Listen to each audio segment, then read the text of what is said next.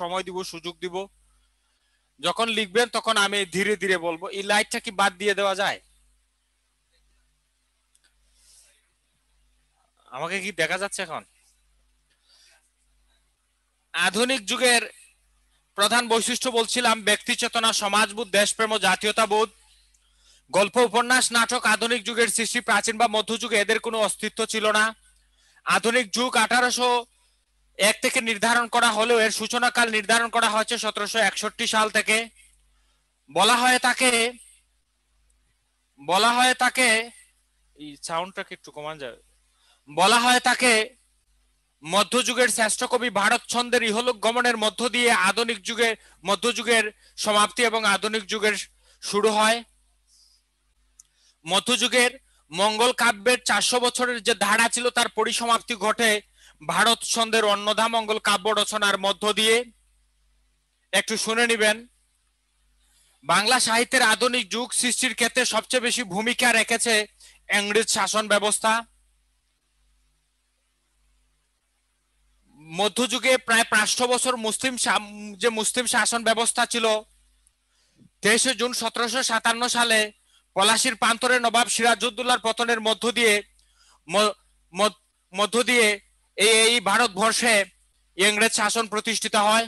ইংরেজ শাসন প্রতিষ্ঠিত হওয়ার পরে যে সকল ইংরেজ কর্মকর্তা কর্মচারীগণ এদেশে এসেছিলেন তাদের শিক্ষিত করে গড়ে তুলতে ইংরেজরা প্রতিষ্ঠা করবে স্কুল, কলেজ ও বিশ্ববিদ্যালয়। ফলে পাশ্চাত্য সাহিত্য সংস্কৃতির প্রভাব এসে পড়বে বাংলা সাহিত্যের উপর। এভাবে ধীরে ধীরে সৃষ্টি হবে আমাদের বাংলা সাহিত্য। আমরা লেখার সুযোগ দিব। আমরা একটু স্লাইডে চলে যাই। কোন জায়গায় টিপা দিব? ওই জায়গায় লেকচার 5।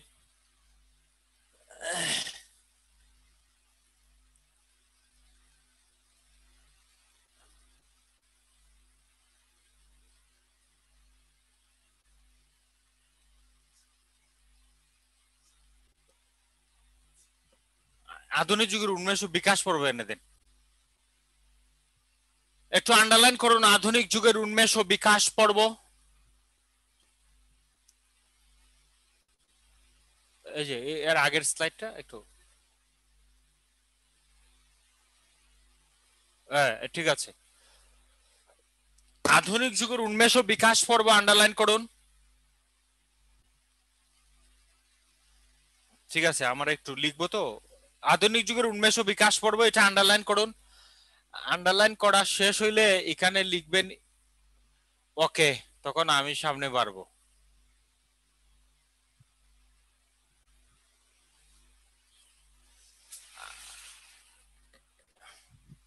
আমরা এখন একটু লিখুন।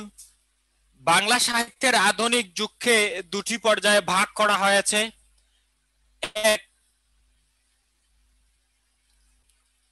উন্মেষ পর্ব। 2, বিকাশ পর্ব। ব্র্যাকেটের ভিতরে লিখুন 1801 থেকে 1861। বিকাশ পর্বটা লিখুন 1861 থেকে বর্তমান। বাংলা সাহিত্যের আধুনিক যুগকে দুটি ভাগে ভাগ করা হয়। একটি হচ্ছে উন্মেষ পর্ব, এটি সময়কাল ছিল 1801 থেকে 1861। 2 নম্বরে লিখবেন বিকাশ পর্ব, এটি 1861 থেকে বর্তমান।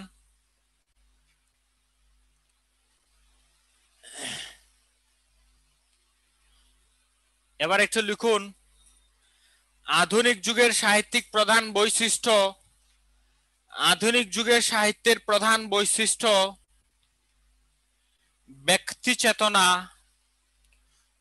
আধুনিক যুগের সাহিত্যিক প্রধান বৈশিষ্ট্য ব্যক্তি চেতনা, সমাজবোধ, দেশপ্রেম ও জাতীয়তাবোধ। আধুনিক যুগের সাহিত্যিক প্রধান বৈশিষ্ট্য ব্যক্তি চেতনা, সমাজবোধ, দেশপ্রেম ও জাতীয়তাবোধ।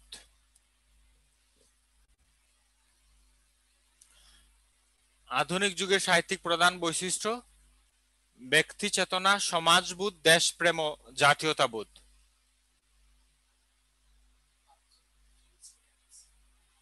ওকে, তাহলে আমি, ঠিক আছে, আমাদের একজন আপু, একজন ভাই এরা আছে, এদের দেখতেছি, এদের লেখা শেষ হইলেই আমি শুরু করব। নারী পুরুষ সমান অধিকার, আপুর শেষ হইলে বুঝবো সকল মেয়েদের শেষ, আর ভাইয়ার শেষ হইলে বুঝবো সকল ছেলেদেরও লেখা শেষ। আচ্ছা, লিখুন, প্যারা করে লিখুন, গল্প, উপন্যাস, নাটক, গল্প, উপন্যাস, নাটক আধুনিক যুগের সাহিত্যিক বৈশিষ্ট্য। গল্প, উপন্যাস, নাটক আধুনিক যুগের সাহিত্যিক বৈশিষ্ট্য।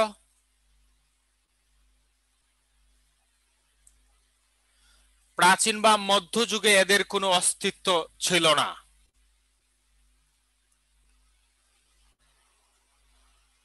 আধুনিক যুগের সাহিত্যিক, গল্প, উপন্যাস, নাটক আধুনিক যুগের সাহিত্যিক বৈশিষ্ট্য। প্রাচীন বা মধ্যযুগে এদের কোনো অস্তিত্ব ছিল না।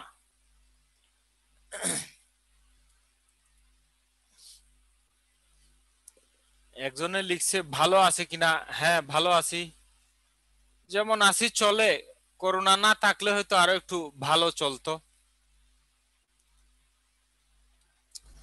আমি এতটুকু লেখা কি শেষ হয়েছে? আমি কি সামনে বাড়ার অনুমতি পাইবার পারি? তোমাদের তো দেখি না, তোমরা একটু কমেন্টস। ওকে ওকে, তাহলে একটু লিখুন, আধুনিক যুগ 1801 থেকে নির্ধারণ করা হলেও, আধুনিক যুগ 1801 থেকে নির্ধারণ করা হলেও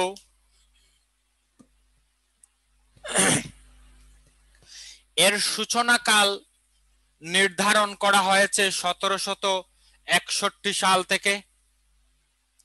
আধুনিক যুগ 1801 থেকে নির্ধারণ করা হলেও এর সূচনাকাল ধরা হয়েছে 1761 সাল থেকে।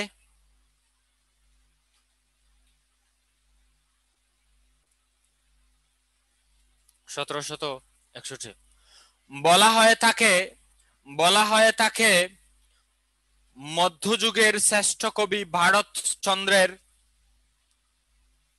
বলা হয়ে থাকে মধ্যযুগের শ্রেষ্ঠ কবি ভারতচন্দ্রের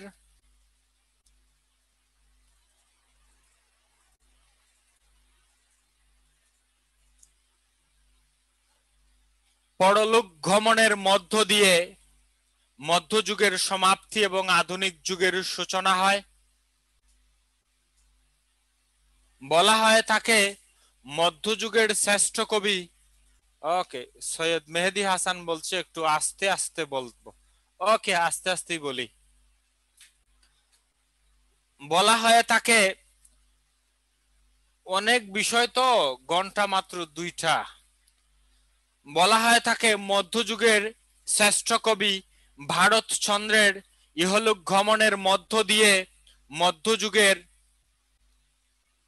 মধ্যযুগের সমাপ্তি এবং আধুনিক যুগের সূচনা হয়। স্যার, এটা আমাকে একটু দিয়ে দেন, আমার বইটা আর কেটে দিয়ে দেন, পরে আবার যাওয়ার সময় ভুলে যেতে পারি। বলা হয়ে থাকে মধ্যযুগের শ্রেষ্ঠ কবি ভারতচন্দ্রের ইহলোক গমনের মধ্য দিয়ে মধ্যযুগের সমাপ্তি এবং আধুনিক যুগের সূচনা হয়। সৈয়দ মেহেদী হাসান, ঠিক আছে? এবার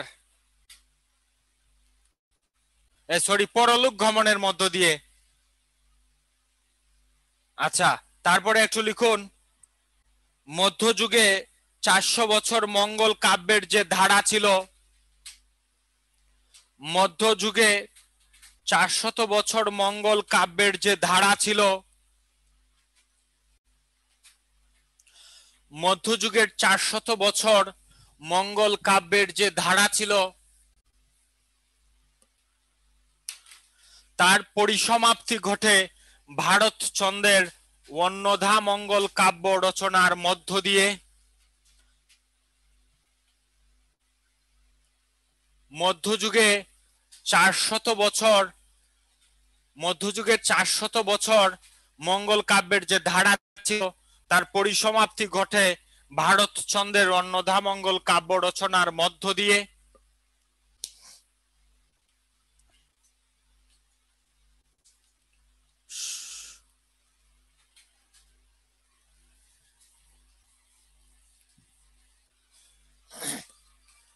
লিখুন, প্যারা করে লিখবেন প্লিজ, প্যারা করে লিখুন, প্যারা করে লিখুন। আরেকবার বলতে বলছে, আমি আবারও বলি, কোন কথায় যেন ছিলাম। মধ্যযুগে মঙ্গল 400 বছরের মঙ্গল কাব্যের যে ধারা ছিল তার পরিসমাপ্তি ঘটে ভারতচন্দ্রের অন্নদামঙ্গল কাব্য রচনার মধ্য দিয়ে। ডক্টর সুমাইয়া হ্যাঁ বলছেন যে আবার বলার জন্য, আবারও বলছি, মধ্যযুগে 400 বছর মঙ্গল কাব্যের যে ধারা ছিল তার পরিসমাপ্তি ঘটে ভারতচন্দ্রের অন্নদামঙ্গল কাব্য রচনার মধ্য দিয়ে। ঠিক আছে, একটু প্যারা করে লিখবেন, একটু প্যারা করে লিখবেন, একটু প্যারা করে লিখুন। বাংলা সাহিত্যে আধুনিক যুগ সৃষ্টির ক্ষেত্রে, প্যারা করে লিখুন, বাংলা সাহিত্যে আধুনিক যুগ সৃষ্টির ক্ষেত্রে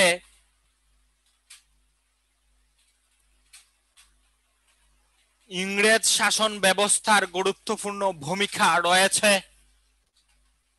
বাংলা সাহিত্যে আধুনিক যুগ সৃষ্টির ক্ষেত্রে ইংরেজ শাসন ব্যবস্থার গুরুত্বপূর্ণ ভূমিকা রয়েছে।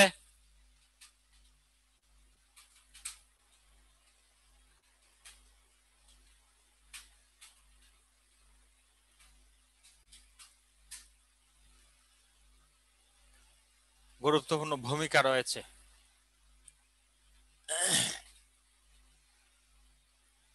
এবার একটু লিখুন, এবার একটু দাঁড়িয়ে দিয়ে লিখুন, মধ্যযুগের কবি ভারতচন্দ্রের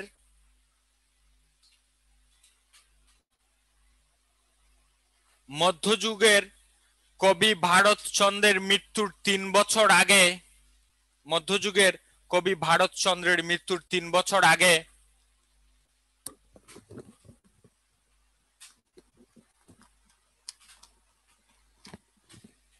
মধ্যযুগের কবি ভারতচন্দ্রের মৃত্যুর 3 বছর আগে 23শে জুন 1757 সালে, 23শে জুন 1757 সালে 1757 সালে পলাশীর প্রান্তরে নবাব সিরাজউদ্দৌলার পতনের মধ্য দিয়ে, 23শে জুন 1757 সালে পলাশীর প্রান্তরে নবাব সিরাজউদ্দৌলার পতনের মধ্য দিয়ে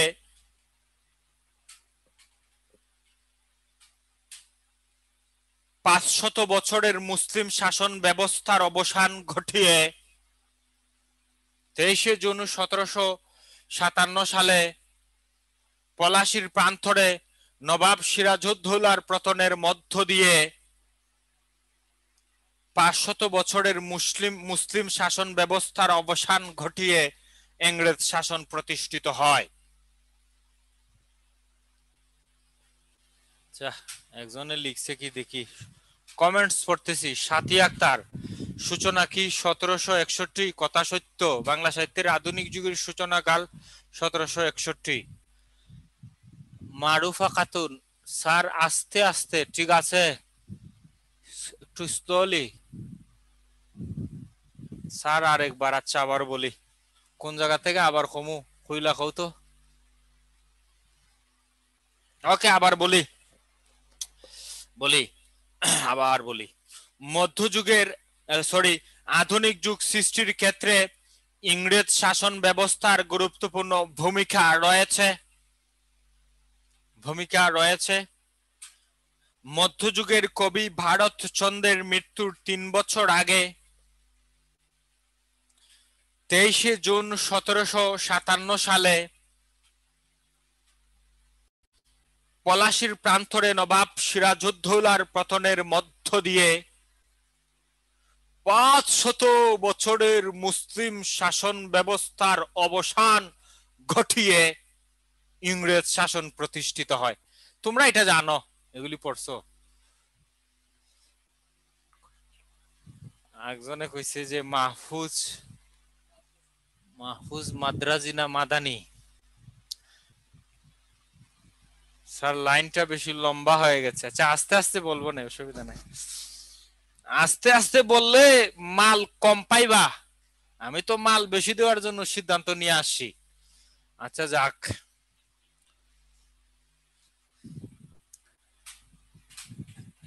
আবার বলবো, লেখা হয় নাই। একজনে লিখছে স্যার ওকে মাল বেশি দেন। আচ্ছা ঠিক আছে, তুমি রেডি থাকো, আজকে 11টার আগে ছাড়তেছি না।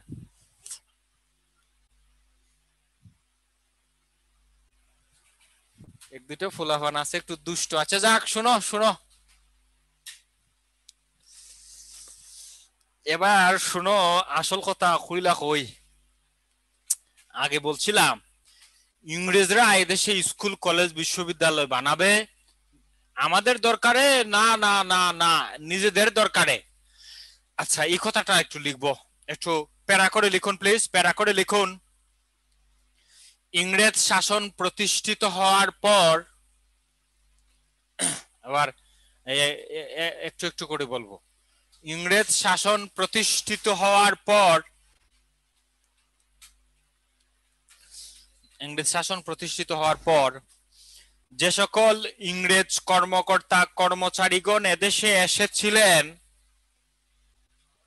আমার সামনে দুজন আছে। এই শুনো শুনো, একজন ফাতেমা তুজ জহুরা, একজন আসলাম শাহজাদা। কি নাম? আসলাম ইবনে সিরাজ। একজন পুরুষ, একজন মহিলা, নারী পুরুষ সমান অধিকার। এই দুইজনের যখন শেষ হয় তখনই তো আমি শুরু করি। তুমি যদি না লিখতে পারো তুমি সামনে আসো, এদের মতো সামনে আসো। যবে তোমার শেষ তখন আমার শুরু। হ্যাঁ মাহফুজ কি নাম? মাদ্রাজি, নামটা তো খুব সুন্দর। ঠিক আছে, এবার মাদ্রাজির শেষ হইলে আমার শুরু হইব। যার আচ্ছা কোথায় যেন ছিলাম, ও ছিলাম আমি সেই জায়গায়। জায়গাটা ছিল যে ইংরেজ শাসন প্রতিষ্ঠিত হওয়ার পর যে সকল ইংরেজ কর্মকর্তা কর্মচারীগণ, তোমাদের আল্লাহর দোহাই লাগে, অনেকে নাকি ওয়াশরুমে গিয়ে গিয়ে ক্লাস করে, এই কাজটা কইরো না। অনেকে ক্লাস করতে করতে ওয়াশরুমে চলে যায়। একজনে আমার এই তথ্য দিছে, তোমরা টেবিলে বসে বসে ক্লাস করো, অনলাইনের ক্লাস তো বোঝা যায় না। অনেকে ওয়াশরুমে চলে যায়, অনেকে গাড়িতে বসে বসে, অনেকে ফার্মেসিতে, অনেকে তরি তরকারি বিক্রি করে ক্লাস করে। কি সুবিধা! আল্লাহর দোহাই লাগে এই কাজটা কইরো না। বাংলা সাহিত্যের ক্লাস অবমাননা হইব। আচ্ছা বলি, কোথা যেন ছিলাম, ও ছিলাম আমি ইংরেজ শাসন প্রতিষ্ঠিত হওয়ার পর যে সকল ইংরেজ কর্মকর্তা কর্মচারীগণ এদেশে এসেছিলেন, তাদের অধিকাংশের বয়স ছিল 14 থেকে 18 বছরের মধ্যে। তাদের অধিকাংশের বয়স ছিল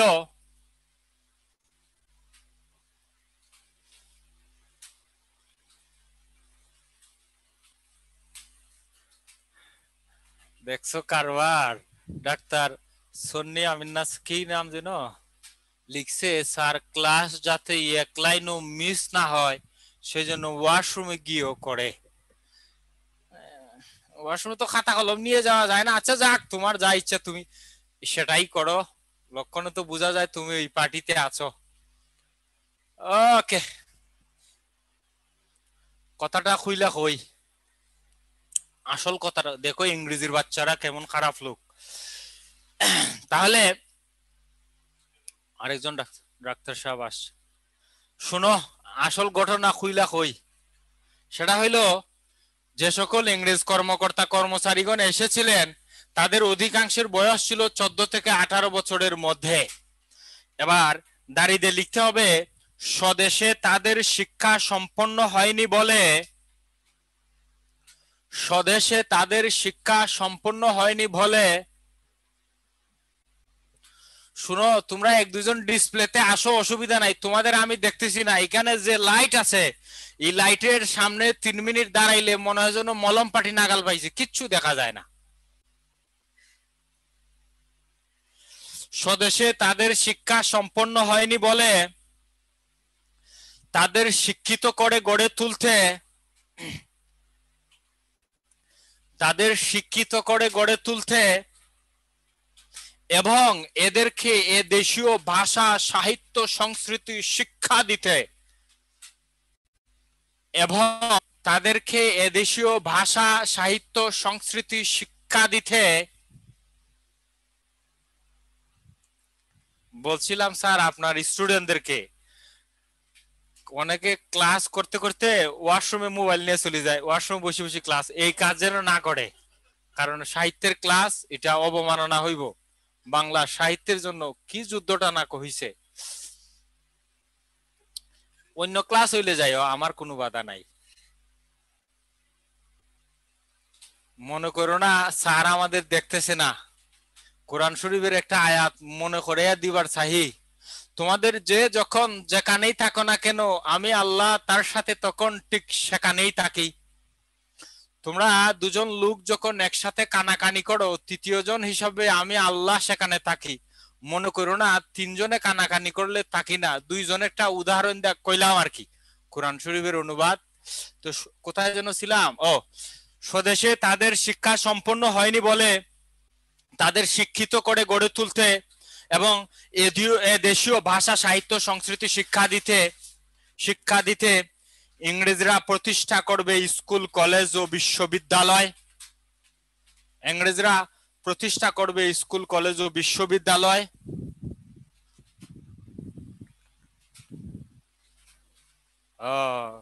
ডাক্তার সাহেব একটা বুদ্ধি দিছে, দেখেন তো তার এই বুদ্ধিটা নেওয়া যায়নি ভাই। স্যার আপনি তো স্লাইড ব্যবহার করেন না, প্রজেক্টরের লাইট অফ রাখলে আপনার সুবিধা হবে, চোখে লাগবে না। এটা কি মানা যায় এর তার কথা? স্লাইড যখন দেই তখন লাইট দিবেন, তখন অসুবিধা হইব না বারবার অন। ঠিক আছে।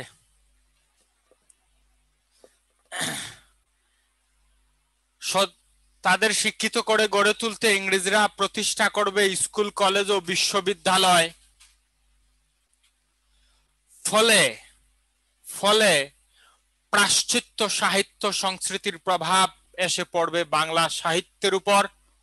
ফলে পাশ্চাত্য সাহিত্য সংস্কৃতির প্রভাব পড়বে বাংলা সাহিত্যের উপর।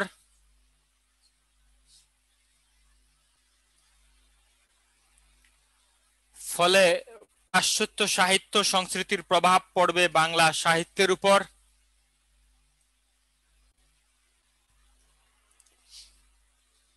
এভাবে ধীরে ধীরে সৃষ্টি হবে বাংলা সাহিত্যের আধুনিক যুগ। এভাবে ধীরে ধীরে সৃষ্টি হবে বাংলা সাহিত্যের আধুনিক যুগ। তারপরের লেখাপড়া আমাদের কি আছে দেখি, এখানে কি কোনো তথ্য আছে? আছে, আন্ডারলাইন হবে তথ্য কণিকা। শোনো, তথ্যের কথা যেহেতু এলো, তোমাদের একটা কথা বলি। বলা হয় এতদিন একটি কথা প্রচলিত ছিল যে নলেজ ইজ পাওয়ার। আমি মাঝে মধ্যে চোখ বন্ধ করি, তোমরা মনে করো না স্যারের চোখে সমস্যা, লাইটের কারণে এই কাজ করি। অনেকে ভাবতে পারে স্যার মনে টেরা। শোনো, বলা হয়েছিল যে নলেজ ইজ পাওয়ার, কিন্তু এই প্রতিযোগিতার যুগে এটা প্রমাণ করে যে ইনফরমেশন ইজ পাওয়ার। যে যত বেশি তথ্য জানে আজকাল সে তত বেশি শক্তিশালী। এজন্য তুমি যতগুলো তথ্য তুমি তোমার মাথায় রাখতে পারো, এক্ষেত্রে তথ্যগুলোই তোমাকে সহায়তা করবে সামনে এগোবার। তথ্য কণিকাটা একটু লিখুন।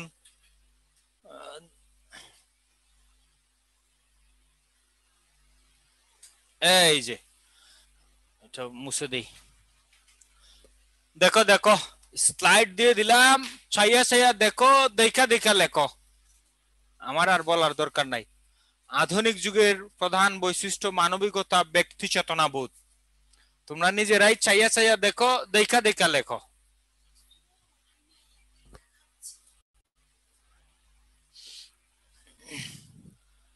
আপা আল্লাহর রাস্তে একটু পানি দিতে কোন দেখি ওই ছেলেটারে।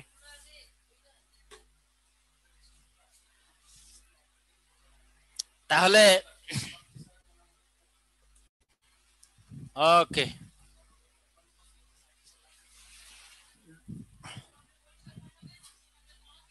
ডাক্তার সূচনা কি করব আবার বলবো? ওকে,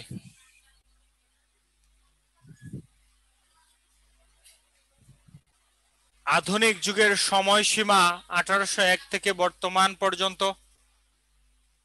একটু পানি দিও ভাই, পানি খাওয়ানো খুব সব। তারপরে লিখেন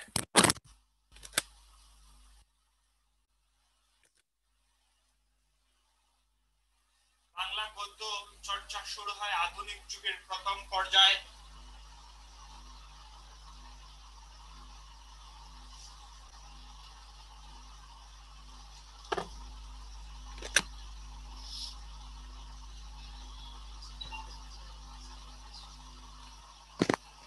বাংলা সাহিত্যে গীতি কবিতার ধারা সৃষ্টি হয় আধুনিক যুগে।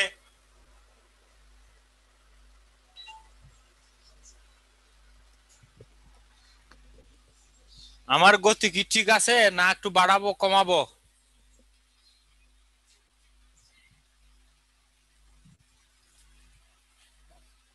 একটু স্লো, ঠিক আছে ঠিক আছে। তোমরা যেভাবে বলো সেভাবেই হবে।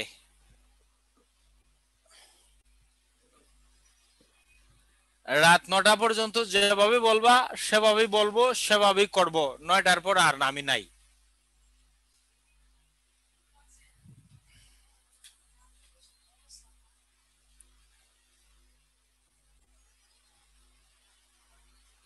আগের স্লাইডটা আবার দেই, এখন যেহেতু বলছে। এই যে আগেরটা ছিল বাংলা গদ্য চর্চা শুরু হয় আধুনিক যুগের প্রথম পর্যায়ে।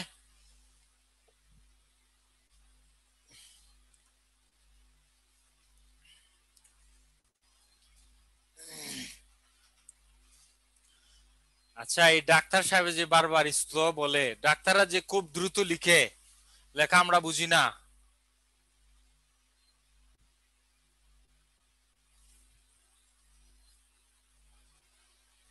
ম্যাডাম সামনে বাড়বো?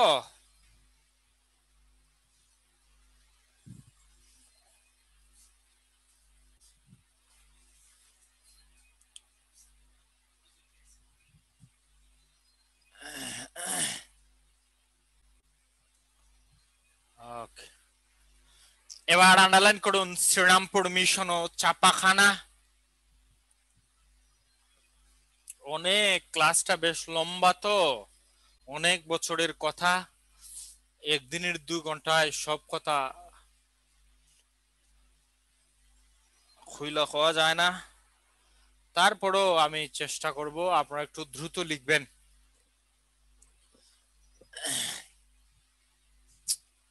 ঠিক আছে, এই যে ফাতেমাতুজ জোহরার কলম যখন উপরে উঠে তখন আমি বুঝি শেষ হয়েছে। একজনে লিখছে স্যার বাংলা লিটারেচার অনেক কঠিন। না না, নাউজুবিল্লাহ আস্তাগফিরুল্লাহ, এই কথা বললে গুনাহ হইয়া যাবে। সৈয়দ মেহেদী হাসান, তুমি বাংলাটাকে তো অনেকদিন সতীনের ছেলে মনে করতা, এজন্য কঠিন হইয়া গেছে।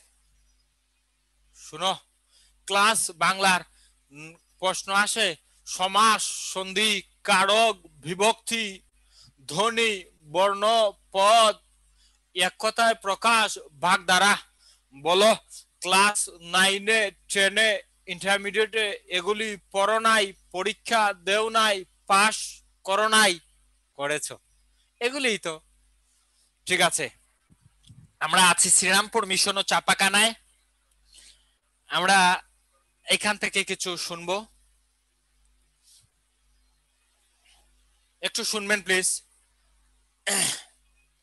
একটু শুনবেন, একটু শুনবেন। 10ই জানুয়ারি 1800 খ্রিস্টাব্দে জন থমাস ও উইলিয়াম কেডি শ্রীরামপুর মিশন প্রতিষ্ঠা করেন। এটি প্রেসের কাজ শুরু করে মার্চ 1800 খ্রিস্টাব্দে। 1801 সালে এই প্রেস থেকে কৃত্তিবাসী হুজার রামায়ণ, 1802 সালে কাশিরাম দাসের মহাভারত প্রকাশিত হয়। 1818 সালে দিগদর্শন নামে একটি মাসিক পত্রিকা প্রকাশিত হয়। এটির সম্পাদক ছিলেন জন ক্লার্ক মার্সম্যান। এবং 1818 সালে সমাচার দর্পণ নামে একটি সাপ্তাহিক পত্রিকা প্রকাশিত হয়। এটার সম্পাদক ছিলেন জন ক্লার্ক মার্সম্যান।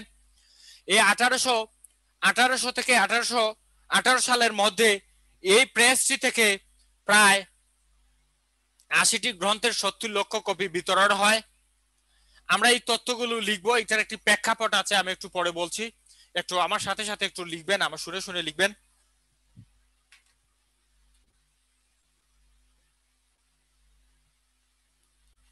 এই যে ছবিটা তোমরা একটু চাইয়া চাইয়া দেখো, ছবি দেখলে অন্তরের ভিতরে শ্রীরামপুর মিশনটা একটু গেঁথে যাবে।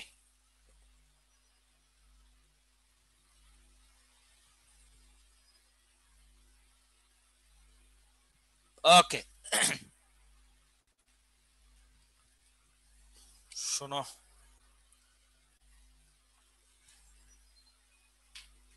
লিখো 10 জানুয়ারি 1800 খ্রিস্টাব্দে, 10 জানুয়ারি 1800 খ্রিস্টাব্দে জন থমাস, 10 জানুয়ারি 1800 খ্রিস্টাব্দে জন থমাস ও উইলিয়াম কেডি শ্রীরামপুর মিশন প্রতিষ্ঠা করেন। 10 জানুয়ারি 1800 খ্রিস্টাব্দে, ভাই আমার রবীন্দ্রনাথের ক্লাসটা একটু দিয়ে দেন।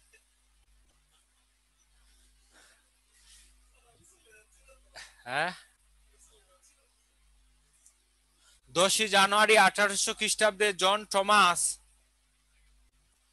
শুনো, তোমরা কিন্তু আমাদের ক্লাস রেকর্ড করে অনেক কথা তোমাদের সামনে বলে ফেলি, এটা আবার রেকর্ড করে ফেসবুকে ছাইরো না,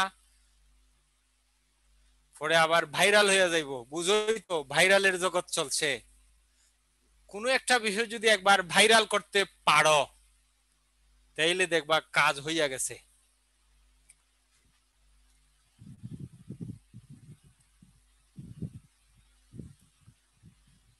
আচ্ছা, ডক্টর মুনতাসির বিল্লাহ বলছেন, স্যার সাহিত্যের যদি 10টা উপন্যাস দিয়ে বলতো এগুলি থেকে প্রশ্ন হবে তাহলে সহজ হতো, পড়েও মজা পাওয়া যেত। আচ্ছা, এবার পরিপ্রেক্ষিতে একটা কথা বলি, বলতো রবীন্দ্রনাথ, এখন তো রবীন্দ্রনাথের উপন্যাস আছে দুই বোন, রাজস্বী মালঞ্চ, চতুরঙ্গ, গুড়া, বউ ঠাকুরনির হাট, গড়ে বাইরে, যোগাযোগ, ছাড়দায়, নৌকা ডুবি, শেষের কবিতা, চোখের বালি। বলো ও রবীন্দ্রনাথ চাইলেও কি আর একটা উপন্যাস লিখিতে পারবে? না না, যেগুলি লিখেছে এগুলি শিখে ফেললে কার হইয়া গেল, আমার নিজের হইয়া গেল। যবে আমার নিজের হবে তবেই তো তাকে পরীক্ষার হলে গেলে আমি দেখলে চিনব। ঠিক তেমনি রবীন্দ্রনাথে কাব্য লিখেছে মানসী, মহুয়া, শ্যামলী, সোনারতরী, সানাই, নবজাতক, জন্মদিন, চিত্রা, চৈতালি, পৌরবী, পুনশ্চ, পত্রবট, শেষলেখা, বনফুল, কড়িয় কমল, রূপসজ্জা, আরোগ্য, সন্ধ্যা সঙ্গীত, প্রভাত সঙ্গীত, সঞ্চয়িতা, গীতাঞ্জলি, স্মরণ, বলাকা, গীত বিথান। শুনো, এগুলি মনে রাখার টেকনিক আমি তোমাদের অনেকরে ইমেইলে দিছিলাম, ছন্দে ছন্দে মনে রাখার টেকনিক। আর যারা পাও নাই তোমাদের দিব না, তোমরা যারা পাইছো অন্যজনরে দিবা, তাইলে সহজ হয়।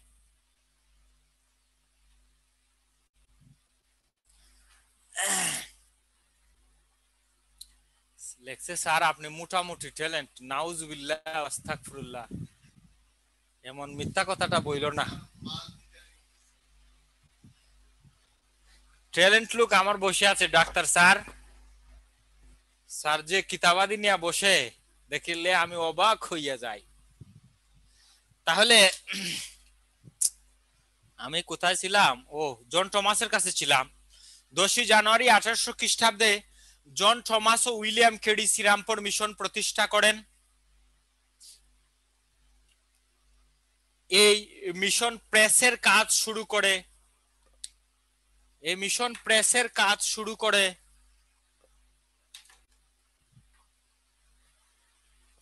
মার্চ 1800 খ্রিস্টাব্দে।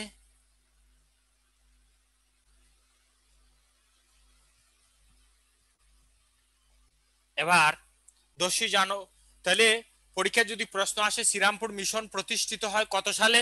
10ই জানুয়ারি 1800 খ্রিস্টাব্দে। কে কে প্রতিষ্ঠা করেন? জন থমাস ও উইলিয়াম কেরি। এটি প্রেসের কাজ শুরু করে কোন মাসে? মার্চ মাসের 1800 খ্রিস্টাব্দে। এখান থেকে 3টি তথ্য পরীক্ষা আসতে পারে। 3টি তথ্য আসলে আপনি যেন লিখতে পারেন, এজন্য একটু লিখে রাখেন।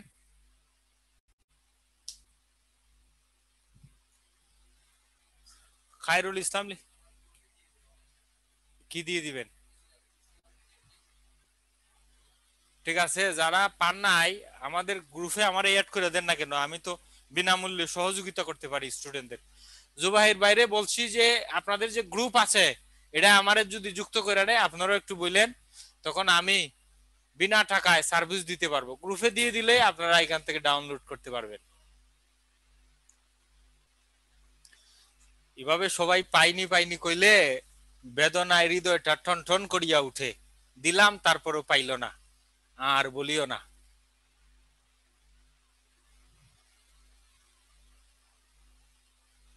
আরে মেহেদি হাসান ভাই, ওই ইমেল বেশি চলে আসছে তো হয়তো আপনার ইমেলটা নিচে পড়ে গেছিল। ওকে, একজনে লিখছে স্যারকে অ্যাড করেন। আরে আমারে বললে লাভ আছে? আমি চলে গেলে বলতে হবে। ফেসবুকের আইডি হচ্ছে মীর সবুজ বা সবুজ মীর, মীর সবুজই ভালো ফেসবুকের আইডি। ফেসবুকও যে এম আই আর, এই যে আমার লেখা তো তেমন সুন্দর না, আস্তে আস্তে লেখা সুন্দর করতেছি। এখন ময়ূরীর মতো আছে, আস্তে আস্তে লেখাটা ক্যাটরিনা কাইফের মতো যাবে, চর্চা চলছে।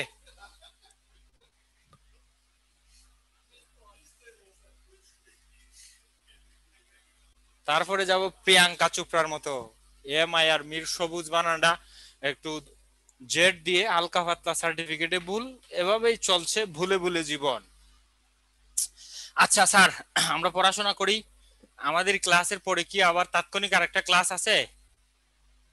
তাহলে বেশি সময় নষ্ট করা যাবে না, তাহলে একটু লিখুন। 1801 সালে প্রেস থেকে 1801 সালে এই প্রেস থেকে কৃত্তিবাসী উজার রামায়ণ এবং 1802 সালে কাশিরাম দাসের মহাভারত প্রকাশিত হয়। 1801 সালে এই প্রেস থেকে কৃত্তিবাসী উজার রামায়ণ এবং 1802 সালে কাশিরাম দাসের মহাভারত প্রকাশিত হয়।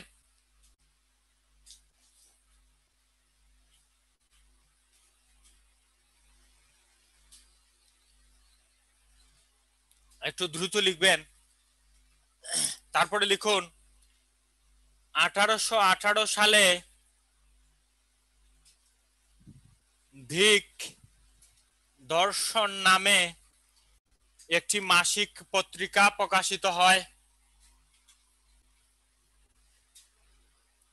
এটির সম্পাদক ছিলেন জন ক্লার্ক মার্সম্যান। 1818 সালে ধিক দর্শন নামে একটি মাসিক পত্রিকা প্রকাশিত হয়। এর সম্পাদক ছিলেন জন ক্লার্ক মার্সম্যান। বহু চাকরির পরীক্ষায় এখান থেকে প্রশ্ন আমি আসতে দেখিয়াছি। আমার বয়স শেষ, আর দেখা দেখিও বন্ধ, এবার তোমরা দেখো। 1818 সালে সমাচার দর্পণ নামে একটি সাপ্তাহিক পত্রিকা প্রকাশিত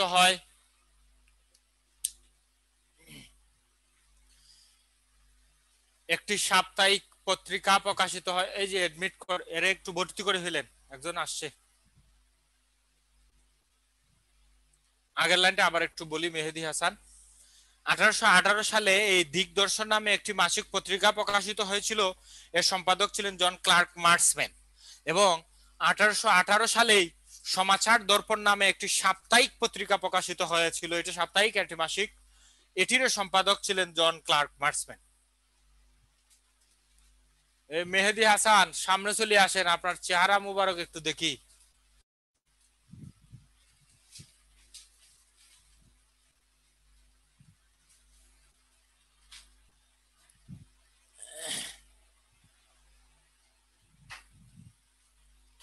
শোনো, ফেসবুকের নাম মির সবুজ যে বললাম, তোমরা ফ্রেন্ড রিকোয়েস্ট পাঠাইলে একটু বইলো যে আমরা ফার্মগেট ক্লাস করি।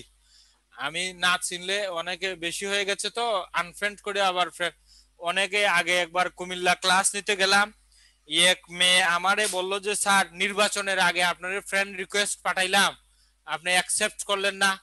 আমি বললাম তোমার আইডির নাম কি? কয় স্যার কেন বিদ্রোহী নারী।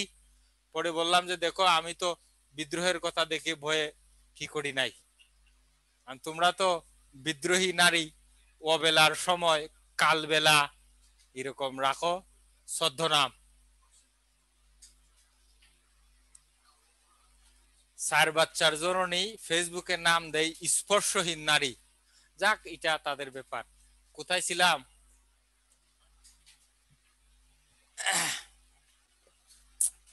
এবার একটু লিখুন, প্যারা করে লিখুন।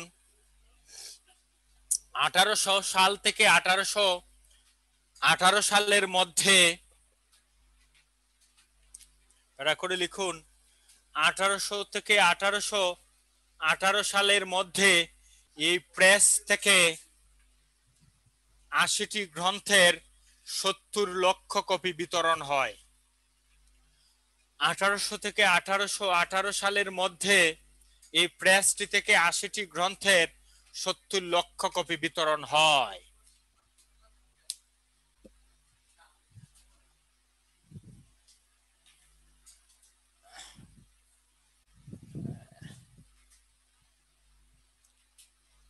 আছে তো স্যার, খালি আছে।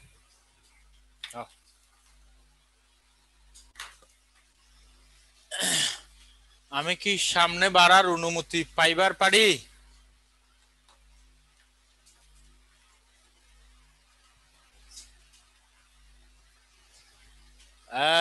মেহেদী হাসানে বলছে ইয়েস, তাইলে সবার শেষ।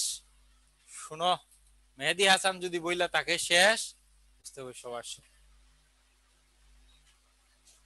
কারণ আমার এক দুলাভাই আছে, তুমি যদি বিয়ে করতে যাও তারে নিয়ে যাবা, কারণ হে ঐশ্বরিয়া রায় রে দেখলে মোটামুটি চলে।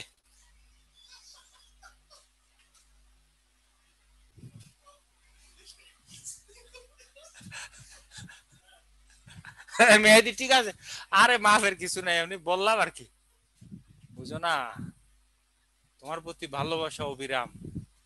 তুমি লজ্জা পাই না, তোমারে কেউ চিনেও না আর তোমারে দেখতেছে না কেউ, জনগণ। তুমি জানো আর আমি জানি। ওকে, মেহেদী হাসানের ফটো আমার সামনে আছে, চশমা পড়া ছেলে, খুব সুন্দর, স্লো লেখে আর কি। আচ্ছা, কোথায় যেন ছিলাম, আরে ভুলেও যাই। ওকে,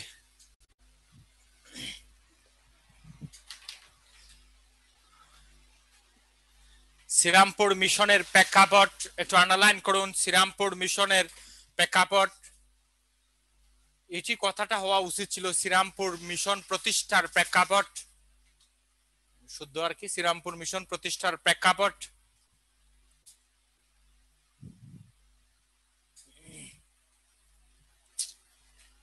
শোনো, প্রেক্ষাপটটা একটু বলি। আচ্ছা তোমরা বলো তো, ক্লাসটা যে করতেছো ভালো লাগতেছে না মন্দ লাগতেছে?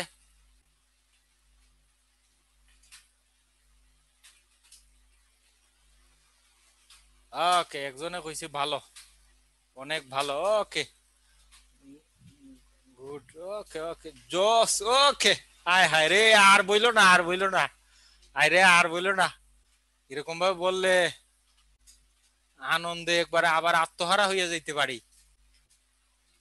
ওকে ওকে ওকে, থ্যাংক ইউ থ্যাংক ইউ। তোমাদের সবাই দেখলে ভালো লাগতো, কিন্তু তোমরা তো নাই, অদৃশ্য আছো। তোমাদের ভালো লাগলেই আমার ভালো। গেল মাসে আমার ক্লাস ছিল, আমি আসিনি, এজন্য এই মাসে আসলাম। আগামী মাসে গ্যাপ দিয়ে তারপরের মাসে আবার আসবে। শ্রীরামপুর মিশনের প্রেক্ষাপট,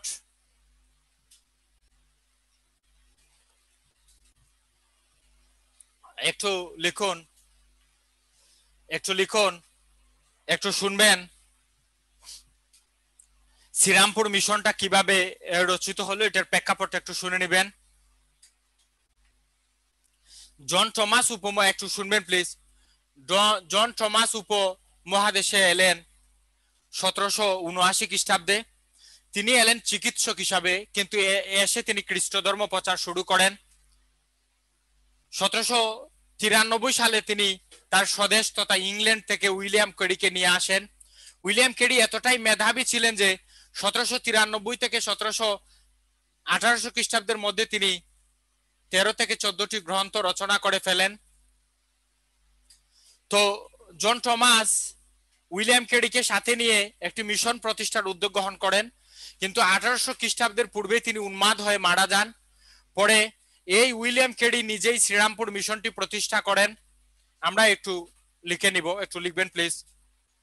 লিখুন, জন থমাস উপমহাদেশে আসেন, একটু লিখুন, জন থমাস উপমহাদেশে আসেন 1779 সালে। তিনি এলেন চিকিৎসক হিসেবে, তিনি এলেন চিকিৎসক হিসেবে।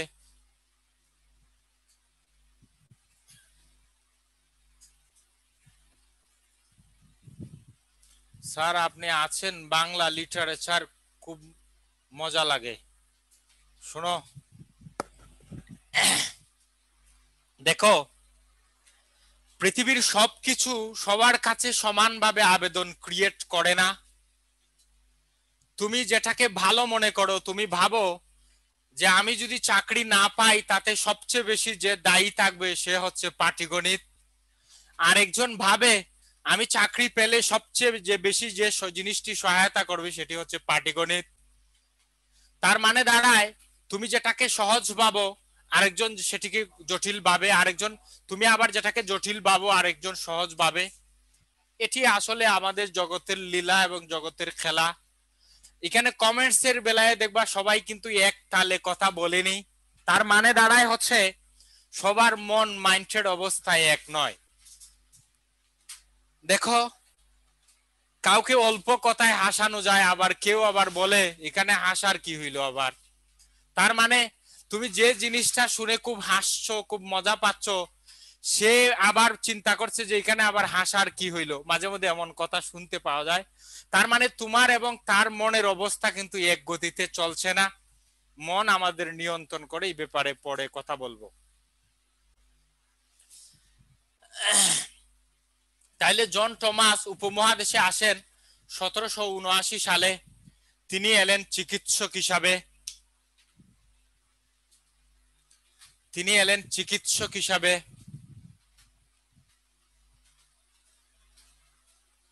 তিনি এসে খ্রিস্ট ধর্ম প্রচার শুরু করেন।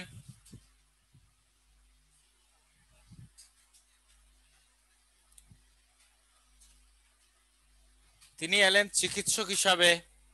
একজন লিখছে স্যার ঘুম পাচ্ছি তবে ক্লাস মজা পাচ্ছি। এই কথা বইলো না, দিনের বেলা ঘুম পাওয়ার লক্ষণ কিন্তু ভালো না। শুনো, তিনি এলেন চিকিৎসক হিসাবে, এসে খ্রিস্ট ধর্ম প্রচার শুরু করেন। এবার লিখুন, 1793 সালে তিনি তার স্বদেশ তথা ইংল্যান্ড থেকে 1793 সালে তিনি তার স্বদেশ তথা ইংল্যান্ড থেকে উইলিয়াম কেরিকে নিয়ে আসেন।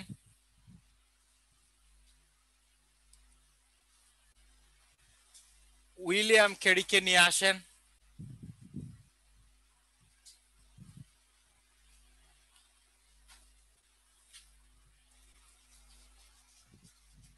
লিখেন, উইলিয়াম কেরিকে নিয়ে আসেন।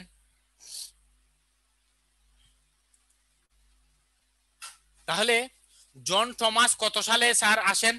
জন থমাস কত সালে উপমহাদেশে আসেন? 1779 সালে। এবং উইলিয়াম কেরিকে নিয়ে আসেন কত সালে? 1793 সালে। এবার একটু সুন্দর সুন্দর রেজাউল জান্নাত। সুন্দর, ওকে ওকে, তাহলে বোঝা গেল জনগণ সজাগ। এবার লিখুন, এবার লিখুন, উইলিয়াম কেরি এতটাই মেধাবী ছিলেন যে, উইলিয়াম কেরি এতটাই মেধাবী ছিলেন যে 1793 থেকে 1800 খ্রিস্টাব্দের মধ্যে 13 থেকে 14টি গ্রন্থ রচনা করে ফেলেন। উইলিয়াম কেরি এতটাই মেধাবী ছিলেন যে 1793 থেকে 1800 খ্রিস্টাব্দের মধ্যে 13 থেকে 14টি গ্রন্থ রচনা করে ফেলেন।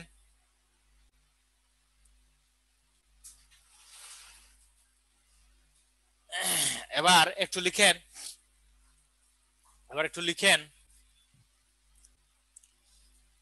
জন থমাস উইলিয়াম কেরিকে প্যারা করে লিখবেন, প্যারা করে লিখুন। জন থমাস উইলিয়াম কেরিকে সাথে নিয়ে, জন থমাস উইলিয়াম কেরিকে সাথে নিয়ে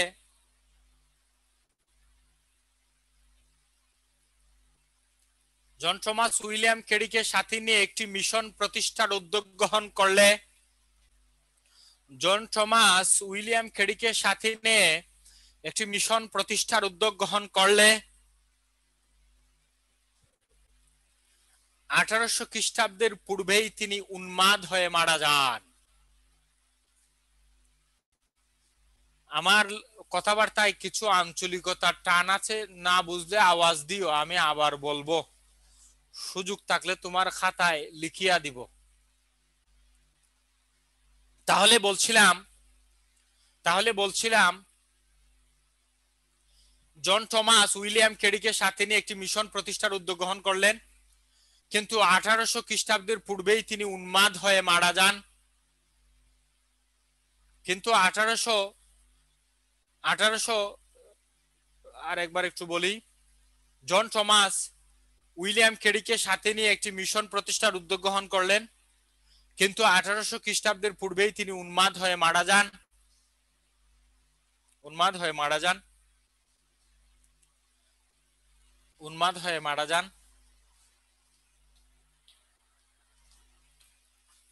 1800 খ্রিস্টাব্দে জন থমাস নিজেই এই মিশনটি প্রতিষ্ঠা করেন।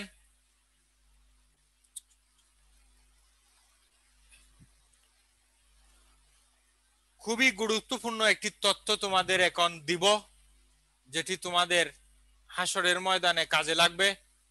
হাসরের ময়দান বলতে এখানে পরীক্ষার হলকে বুঝাচ্ছি।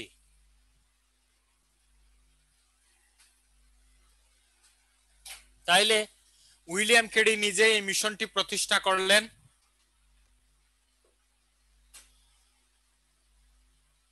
এবার এবার লিখো, এই মিশনের, এই মিশনের পৃষ্ঠ অথবা এই মিশনের তত্ত্বাবধানে বা পৃষ্ঠপোষকতায়, এই মিশনের পৃষ্ঠপোষকতায় চার্লস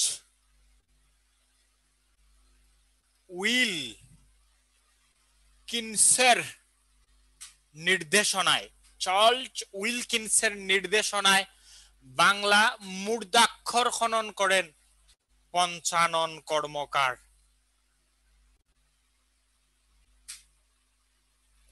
এই মিশনের পৃষ্ঠপোষকতায় চার্লস উইলকিনসের নির্দেশনায় বাংলা মূর্ধাক্ষর খনন করেন পঞ্চানন কর্মকার। বহু পরীক্ষায় বহুবার আমি আসতে দেখেছি। এই প্রশ্নের সাথে আমার দেখা হয়েছে ধনিয়া কলেজে, এই প্রশ্নের সাথে আমার দেখা হয়েছে মোহাম্মদপুর কেন্দ্রীয় কলেজে, এই প্রশ্নের সাথে আমার দেখা হয়েছে ইডেন কলেজে। বললাম যে এই কলেজে আমি চাকরির পরীক্ষা দিতে গেছিলাম, এটা আসছিল, এজন্য বললাম। তাহলে তাহলে এই শ্রীরামপুর মিশনের পৃষ্ঠপোষকতায় চার্লস উইলকিনসের নির্দেশনায় বাংলা মূর্ধাক্ষর খনন করেন পঞ্চানন কর্মকার।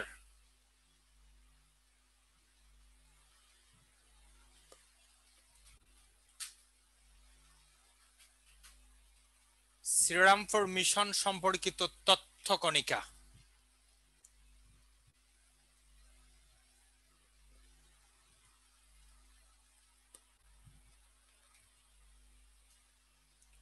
চাইয়া চাইয়া দেখো, দেখা দেখা লেখো।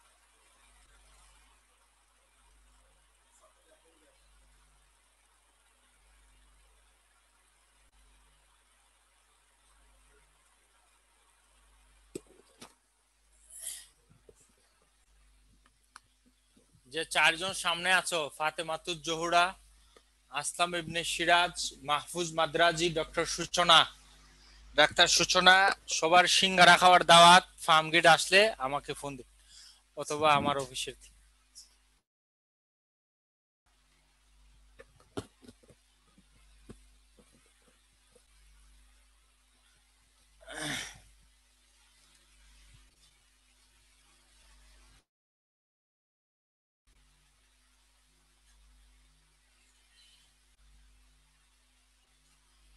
মূর্ধন যন্ত্র আর ছাপাখানার মধ্যে পার্থক্য হচ্ছে কয়েকটা মূর্ধন যন্ত্র একসাথে রাখলেই হয় একটি ছাপাখানা। যেমন পার্থক্য বই এবং লাইব্রেরির মতো, ঠিক তেমন পার্থক্য মূর্ধন যন্ত্র এবং ছাপাখানার মধ্যে। আশা করি উত্তরটা পেয়েছেন।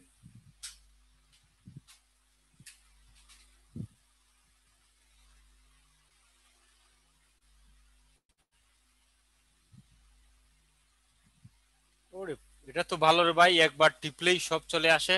এই যে দেখেন, লিখেন, বাংলা মূর্ধাক্ষরের জনক হচ্ছে চার্লস উইলকিন্স, অনেকে বলে পঞ্চানন কর্মকার। এটা একটু সহজ করে দেই, এটা আপনার একটু দ্বিধায় ফেলবে। বাংলাদেশের জাতির জনক আমরা বলি বঙ্গবন্ধু শেখ মুজিবুর রহমানকে, স্বাধীনতার ঘোষক বলি, কারণ উনি উনার নির্দেশনায় যেই বা যারা পরে ঘোষণা দিয়ে থাকে উনার নির্দেশনা, জন্য আমরা উনাকেই বলি। এজন্য এখানেও আমরা পঞ্চানন কর্মকারের নাম বলবো না।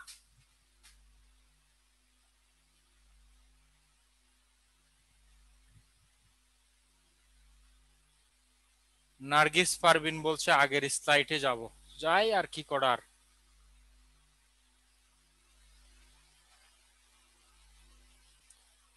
তোমরা আজিমপুরে আসলে ওকে লিখো।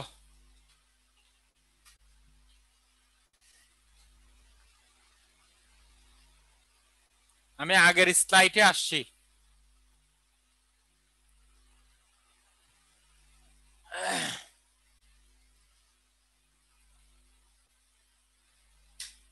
থ্যাংক ইউ স্যার, ডান। ওকে, ডান।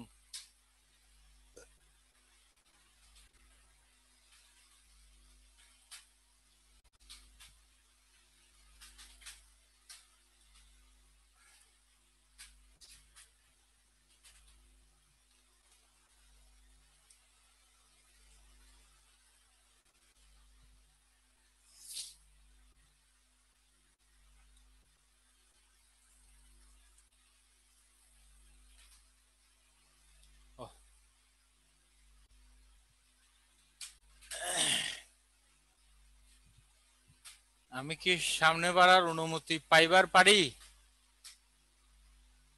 ওকে ওকে।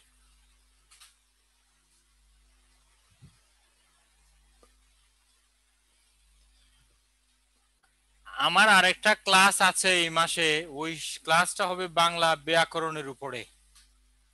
তোমরা সবাই হাজির তাইকো। আশা করি ক্লাসটা খুব অনুধাবন যোগ্য হবে। এতদিন তো সাহিত্যের সাথে দেখা হইল।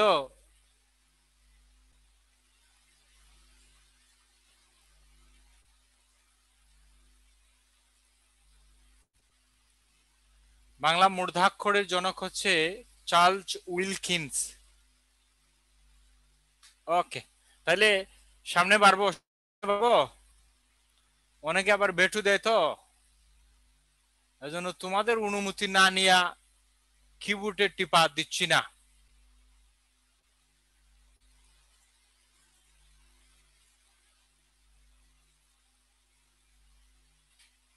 একজন লিখছে, স্যার প্লিজ আপনি বাংলা ব্যাকরণে ক্লাস নেন। অবশ্যই নিব, অসুবিধা নাই। কান ফারহা দিবা মনে হয়। ওকে,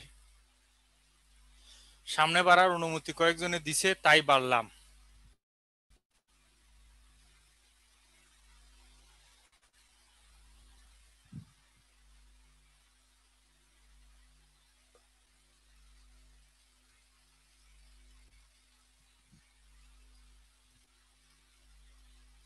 শ্রীরামপুর মিশন প্রেসের প্রধান তত্ত্বাবধায়ক ছিলেন উইলিয়াম ওয়াট। এই যে এখানে একটা 9টা বাদ হবে, 1769 থেকে 1823। এটা হচ্ছে ব্র্যাকেটের পরিবর্তে এটা আমি হালকা পাতলা ভুল করে ফেলছি।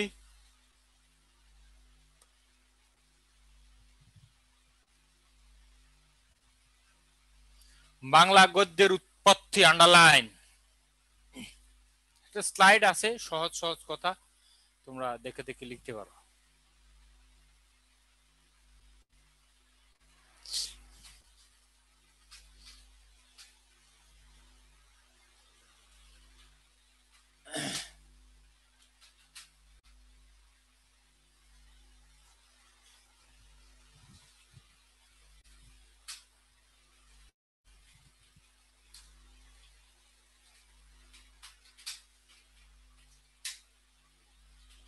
একটু লিখুন। বাংলা সাহিত্যে আধুনিক পর্ব শুরু হয় 18 শতকে এবং বাংলা গদ্যের সূচনা হয় 19 শতকে। 1855 সালে কুচবিহারের রাজা কর্তৃক আসামের রাজাকে একটি পত্রকে বাংলা গদ্যের আদি নিদর্শন বলে মনে করা হয়। চাইয়া চাইয়া দেখেন, দেখা দেখা লেখেন, না বুঝলে আওয়াজ দিন।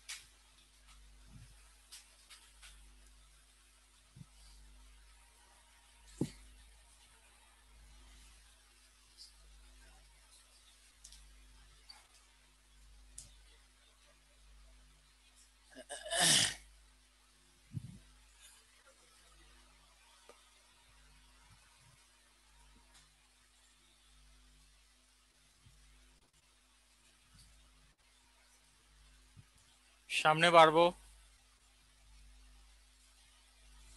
আমার যে 4 জন আছে, 4 জন লিখতেছে, এজন্য আরেকটু পর বাড়বো সামনে।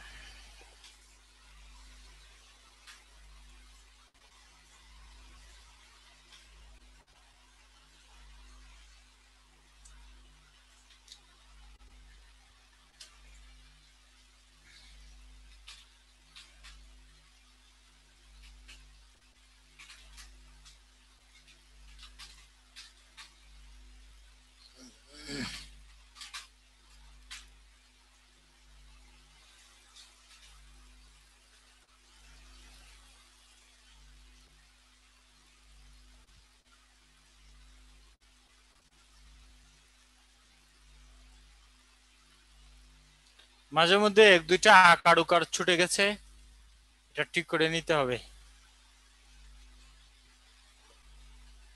না, আছে এক জায়গায়। সামনে বাড়ি আসলাম ইবনে সিরাজ। ঠিক আছে, next. Fort William college, underline.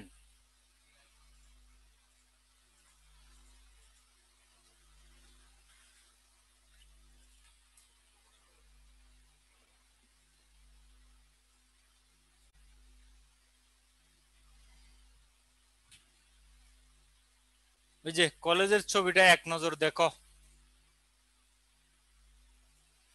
যদিও ছবি পরীক্ষায় আসে না, তবুও নিজের তৃপ্তির জন্য এটা রাখা হইল।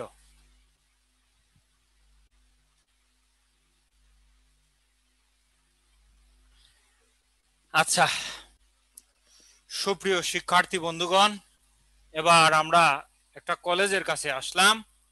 কলেজটাও ইংরেজের বাচ্চারা তৈরি করেছে নিজেদের কর্মকর্তা কর্মচারীদের শিক্ষিত করে গড়ে তুলতে। একটু শুনেন, একটু শুনবেন। লাল খালি একটু লিখুন, লিখুন 4ই মে 1800। এবার একটু শুরুতে একটু একটু একটু একটু তার আগে একটু লিখুন, বাংলা সাহিত্যে আধুনিক যুগ সৃষ্টির ক্ষেত্রে, আমার কথা শুনে শুনে লিখুন, বাংলা সাহিত্যে আধুনিক যুগ সৃষ্টির ক্ষেত্রে, বাংলা সাহিত্যে আধুনিক যুগ সৃষ্টির ক্ষেত্রে ফোর্ট উইলিয়াম কলেজের গুরুত্বপূর্ণ ভূমিকা রয়েছে। এই কথাটা লিখে তারপরে এইখানে লিখবেন।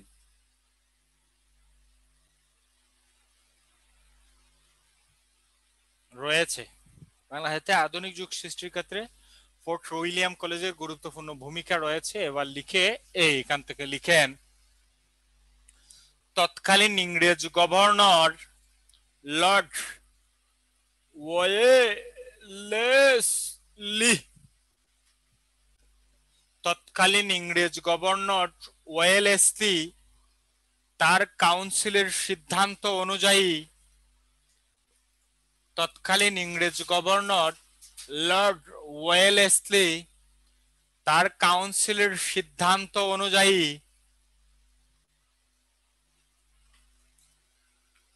4 মে 1800 খ্রিস্টাব্দে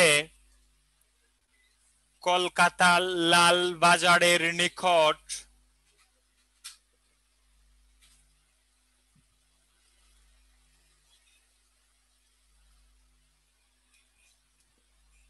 কলকাতার লালবাজারের নিকট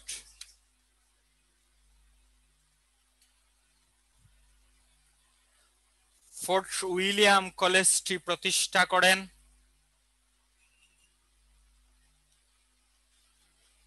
লর্ড ওয়েলেসলি 4 মে 1800 খ্রিস্টাব্দে কলকাতার লালবাজারের নিকট অতি নিকটে এই কলেজটি প্রতিষ্ঠা করেন। তবে কলেজটির কার্যক্রম শুরু হয় 24 নভেম্বর। কলেজটি কার্যক্রম শুরু করে 24 নভেম্বর। লর্ড ওয়েলেসলি 4 মে 1800 খ্রিস্টাব্দে তার কাউন্সিলের সিদ্ধান্ত অনুযায়ী কলকাতার লালবাজারের নিকট ফোর্ট উইলিয়াম কলেজটি প্রতিষ্ঠা করেন, যেটির কার্যক্রম শুরু করে 1800 খ্রিস্টাব্দের 24 নভেম্বর।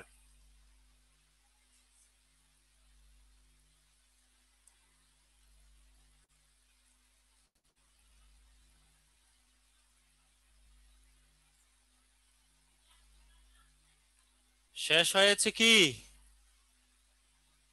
ওকে ওকে, এবার প্যারা করে লিখেন, প্যারা করে লিখেন, কলেজটি প্রতিষ্ঠার উদ্দেশ্য, কলেজটি প্রতিষ্ঠার উদ্দেশ্য ইস্ট ইন্ডিয়া কোম্পানির, কলেজটি প্রতিষ্ঠার উদ্দেশ্য ইস্ট ইন্ডিয়া কোম্পানির নবাগত ইংরেজ কর্মকর্তা কর্মচারীদের,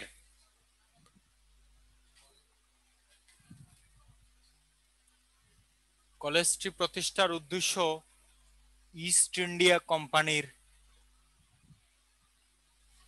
নবাগত ইংরেজ কর্মকর্তা কর্মচারীদের শিক্ষিত করে গড়ে তোলা এবং এদেশীয় ভাষা সাহিত্য সংস্কৃতি শিক্ষা দেওয়া, এবং এদেশীয় ভাষা সাহিত্য সংস্কৃতি শিক্ষা দেওয়া।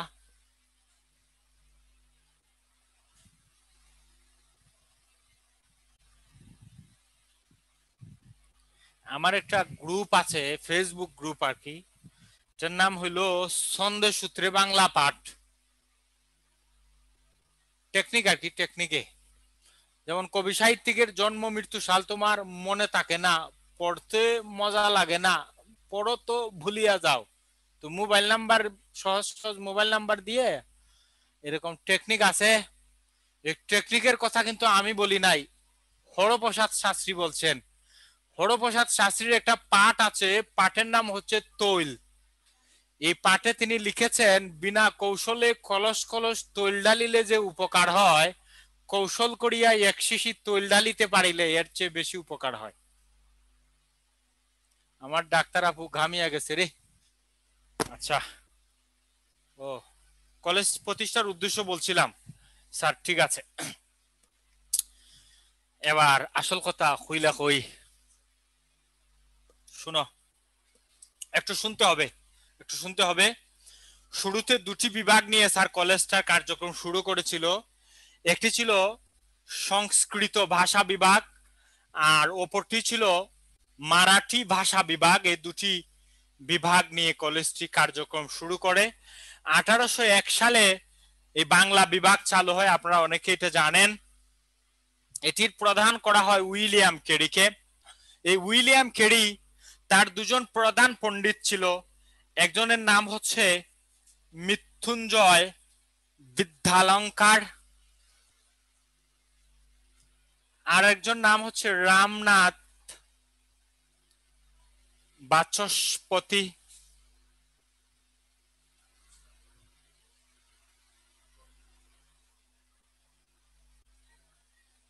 এই দুজনের সহযোগিতায় উইলিয়াম কেরি বাংলা গদ্যকে এই কলেজের পাঠ্যোপযোগী করে গড়ে তোলেন। এই কথাটাই আমরা একটু লিখব। একটু আমার কথা শুনে শুনে একটু লিখুন।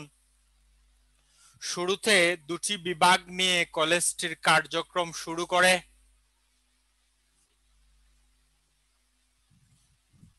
24শে নভেম্বর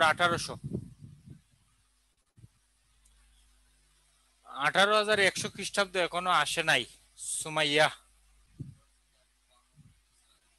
এটা যবে আসিবে তবে তুমি আমি পৃথিবীতে থাকিব না। তো বলছিলাম, শুরুতে দুটি বিভাগ নিয়ে কলেজটির কার্যক্রম শুরু করে। একটি হচ্ছে সংস্কৃত ভাষা বিভাগ, আর একটি হচ্ছে মারাঠি ভাষা বিভাগ। 1801 সালে বাংলা বিভাগ চালু হয় এবং বিভাগীয় প্রদান করা হয় উইলিয়াম কেরিকে। এবং বিভাগীয় প্রদান করা হয় উইলিয়াম কেরিকে।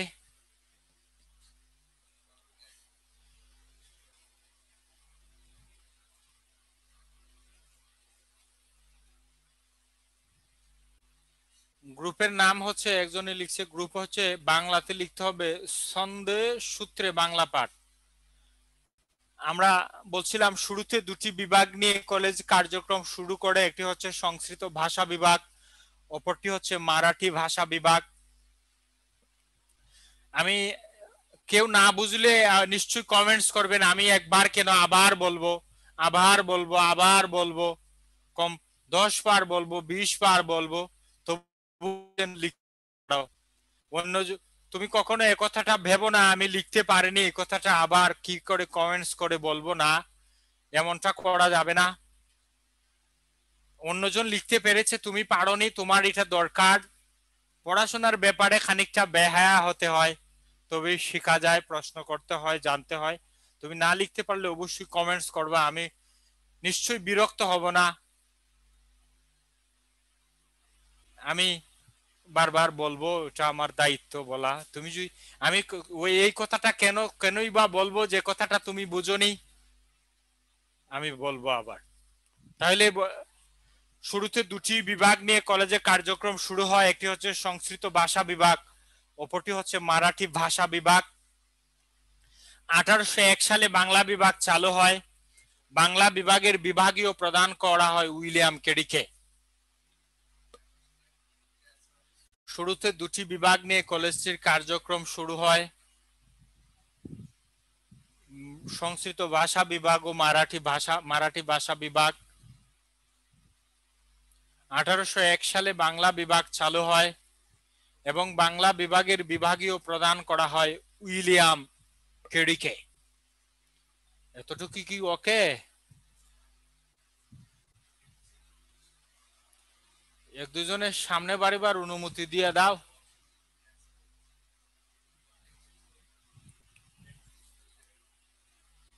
ওকে ওকে ওকে, মেহেদি হাসান দিছে, তারপরে আরো লিখছে নুরুন নাহার,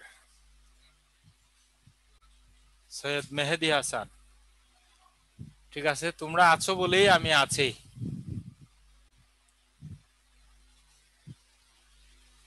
শুনো, কখনো এই কথাটা ভেবো না যে ইন্টারমিডিয়েটে O2 পাস দিছে চাকরিও O2 পাওয়া যাবে। না না না, আমার এলাকার এক ছোট ভাই মালয়েশিয়া ছিল, ফর্ম ফিল আপ করে মালয়েশিয়া চলে গেছিল। সে আমারে ফোন করছে, ভাই খবর পাইলাম আমি নাকি পাস করিয়াছি। এই আধ্যাত্মিক ভাবে পাস করা যায়, খবরদার চাকরির বেলায় তা হবে না। এই গেল বিসিএস এ হিসাব করেছিলাম, একটি পোস্টের বিপরীতে 138 জন। এবার চিন্তা করে দেখো কতজনকে ধাক্কা দিয়ে তোমায় সামনে এগোতে হবে। এই ধাক্কা মানে দেহের ধাক্কা না, এই ধাক্কা মানে পড়াশোনার ধাক্কা। লেখছে স্যার আমাদের জাতির উদ্দেশ্য কিছু বলেন। জাতির উদ্দেশ্য তো একটা কথাই বলবো, মোবাইল চালানো কমাইতে হবে, সকাল সকাল ঘুম থেকে উঠতে হবে, সূর্য মামা উঠার আগে জাগিয়ে উঠিতে হবে, তবেই ভালো কিছু করা সম্ভব। আজ না কাল থেকে পড়বো, আগামী মঙ্গলবার থেকে পড়বো, সরস্বতী পূজার পর পড়াটা শুরু হবে, ঈদের পর, দুর্গা পূজার পর একটু মামার বাড়ি থেকে বেড়ায় আসি, শুক্রবার আসে, মঙ্গলবার আসে, লক্ষ্মী পূজা যায়, সরস্বতী পূজা যায়, ঈদ চলে যায়, কিন্তু পড়া আর শুরু হয় না। এমন কথা যারা বলে তারা নিজেরাই নিজেকে ধোঁকা দেয়। এমন কথা বলবো না, যা শুরু করতে হবে আজ থেকে এবং এখন থেকেই শুরু করতে হবে। কোথায় ছিলাম? ছিলাম আমি মৃত্যুঞ্জয়। তাহলে এবার লিখুন, প্যারা করে লিখুন, উইলিয়াম কেরি তার প্রধান দুজন পণ্ডিত মৃত্যুঞ্জয় বিদ্যালঙ্কার এবং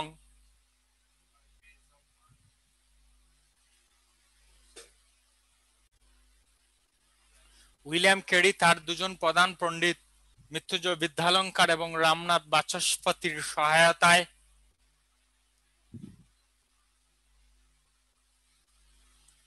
বাংলা গদ্যকে এই কলেজের পাঠ উপযোগী করে গড়ে তুলেন। উইলিয়াম কেরি তার দুজন প্রধান পণ্ডিত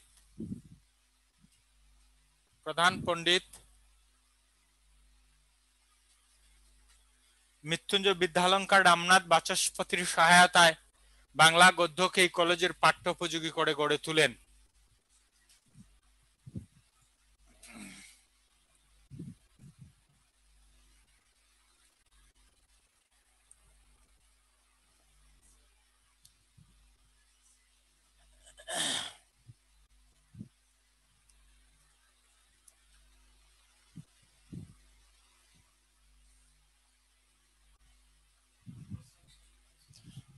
ঠিক আছে, সামনে বাড়বো। আচ্ছা আবারও বলি, আলামিন ভাই বলছে আবারও বলতে, আবারও বলি, উইলিয়াম কেরি তার দুজন প্রধান পণ্ডিত মৃত্যুঞ্জয় বিদ্যালঙ্কার ও রামনাথ বাচস্পতির সহায়তায় বাংলা গদ্যকে এই কলেজের পাঠ্য উপযোগী করে গড়ে তুলেন।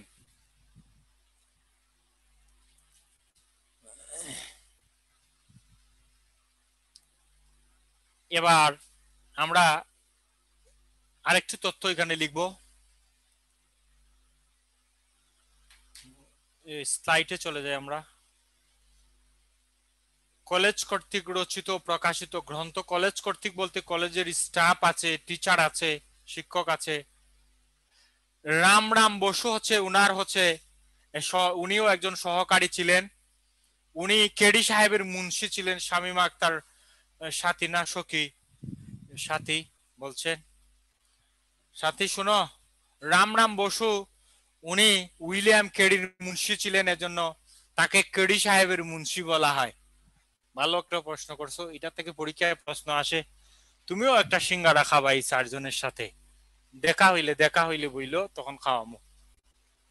প্রশ্নটা করার জন্য।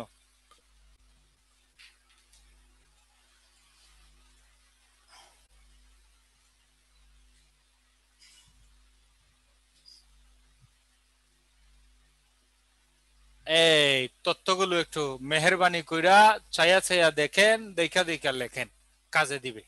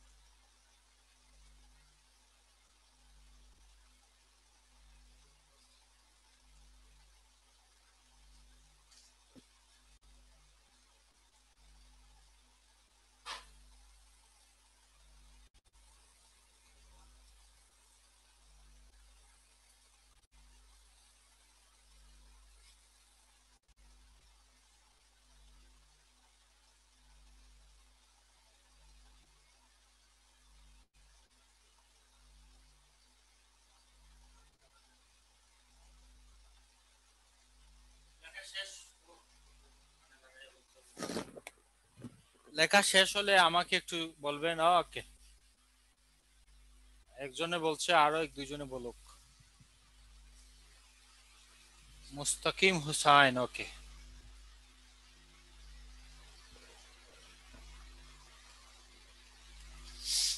ওকে, তাহলে ঠিক আছে।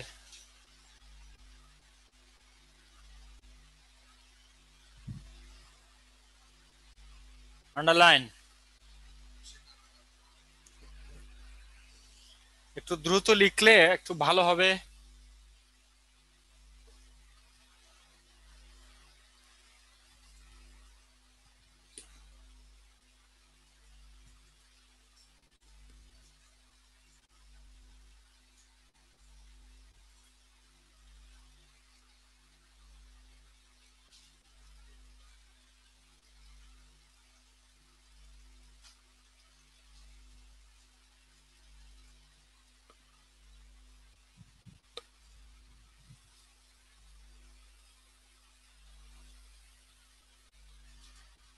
উম্মে হাফসা লাস্ট লাইনটা কি ছিল আমি তো ভুলে গেছি, আবার যাই। উম্মে হাফসা বলছে লাস্ট লাইনটা কি ছিল, এজন্য আমি আবার অতীতে ফিরে গেলাম। লাস্ট লাইন ছিল চণ্ডীচরণ মুন্সী, তার রচিত গ্রন্থের নাম ছিল তুতা ইতিহাস।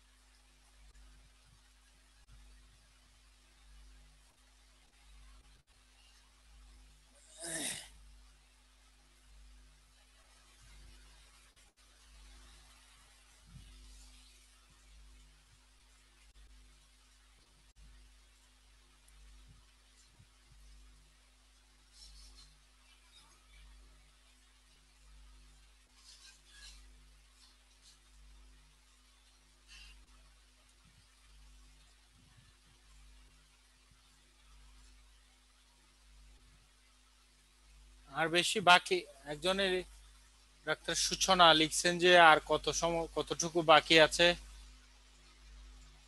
কতটুকু বাকি আছে জানি না, আর 29 মিনিট সময় আছে, 5-7 মিনিট আগেই শেষ করি। ডান ডান, ওকে, সামনে বাড়ি। কিন্তু আসলাম ইবনে সিরাজ কলম তুলছে না, এজন্য ওকে ঠিক আছে।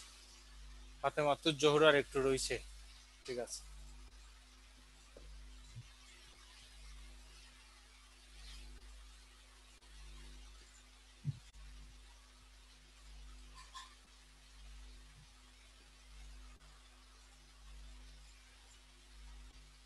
এই যে, আচ্ছা দেখো,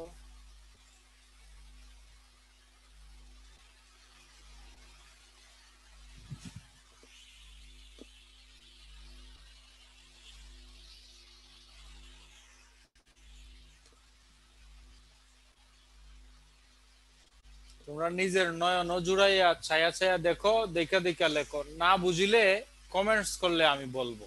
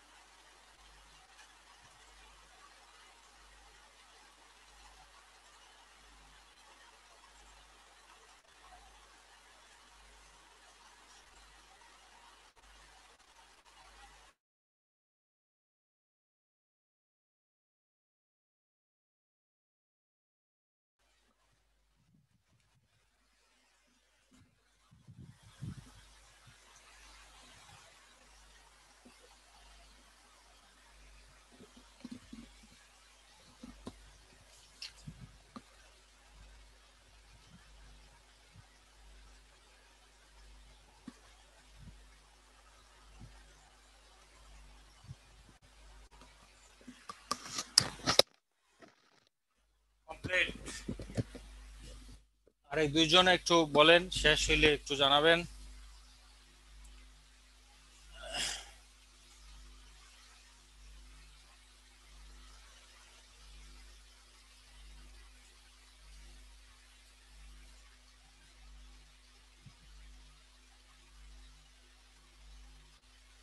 একটু শুনবেন প্লিজ, একটু শুনবেন। বাংলা সাহিত্য বিকাশে যেসব প্রতিষ্ঠানে গুরুত্বপূর্ণ ভূমিকা রয়েছে, শেষ লাইনটা বুঝাইয়া দিতে কইছে শামীমা আক্তার। শেষ লাইনটা ছিল মৃত্যুঞ্জয় বিদ্যালঙ্কার ভাষার আদি লেখক। আদি লেখক বলতে বোঝানো হয় সেই সময়ে চলিত ভাষার পরিবর্তে সাধু ভাষায়ও তিনি লিখতেন, আবার চলিত ভাষারও তিনি লেখক। এজন্য বলা হয় তাকে তিনি আদর্শ একজন লেখক ছিলেন। এই কথাটাই সেটা বলছে, আদি মানে উনি চলিত এবং সাধু দুটাইতে তিনি লিখেছেন। হিন্দু কলেজ ও ইয়ং বেঙ্গল ডিরোজিও, একটু শুনবেন প্লিজ, একটু শুনবেন। বাংলা সাহিত্য বিকাশে যেসব প্রতিষ্ঠানে গুরুত্বপূর্ণ ভূমিকা রয়েছে এর মধ্যে হিন্দু কলেজ অন্যতম। কলেজটি 1817 সালে প্রতিষ্ঠিত হয়। 1855 সালে কলেজটির নাম হিন্দু কলেজ থেকে পরিবর্তিত হয়ে প্রেসিডেন্সি কলেজ নামকরণ করা হয়। 1826 সালে কলেজের অন্যতম একজন তরুণ শিক্ষক হেনরি লুই ডিভিয়ান ডিরোজিও ছাত্রদেরকে দীর্ঘদিনের জমে থাকা কুসংস্কার দূর করার জন্য আহ্বান জানালেন। তিনি ছাত্রদেরকে বললেন যে আস্তিকতা বা নাস্তিকতা যাই হোক না কেন, কোনো জিনিসকে পূর্ব থেকে যাচাই বাছাই না করে গ্রহণ করা যাবে না। এই তার যে অনুসারীদেরকে বলা হয় ইয়ং বেঙ্গল। ওই আমি একটু স্লাইডে দিচ্ছি, একটু লিখবেন।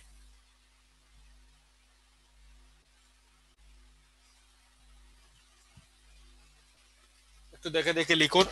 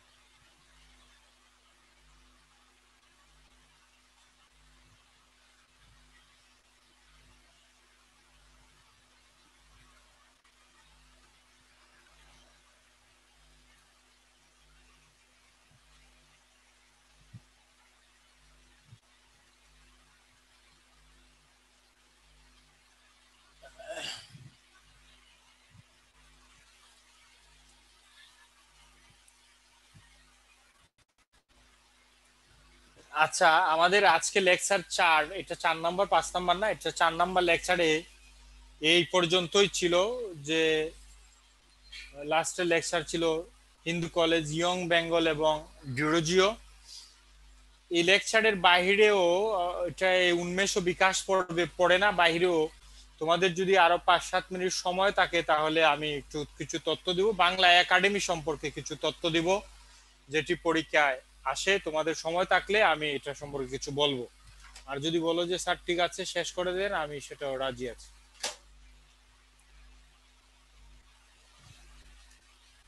যেহেতু আমাদের আরো 20 মিনিট সময় আছে, আমরা সময়ের ভিতরেই শেষ করব। অনেকের টিউশনি থাকে তো টিউশনিতে যায়, টিউশনিতে আবার একটু দেরি করে গেলে ছাত্রীর মা এদিন আর নুটুস খাওয়ায় না।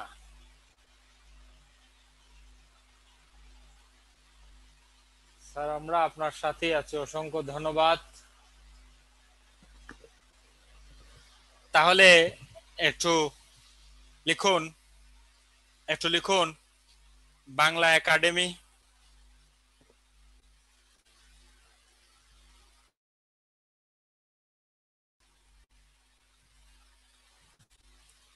দেখুন, মহান ভাষা আন্দোলনের প্রেক্ষাপটে, মহান ভাষা আন্দোলনের প্রেক্ষাপটে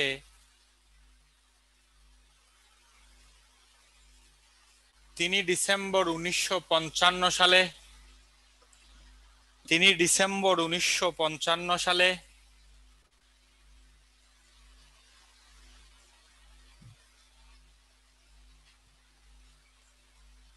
ঢাকা বিশ্ববিদ্যালয়ের চত্বরে প্রতিষ্ঠিত হয় বাংলা একাডেমি।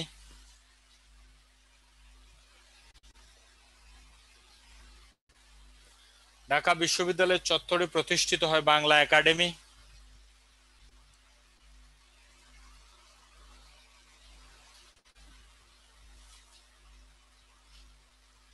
বাংলা একাডেমি উদ্বোধন করেন তৎকালীন মুখ্যমন্ত্রী আবু হোসেন সরকার।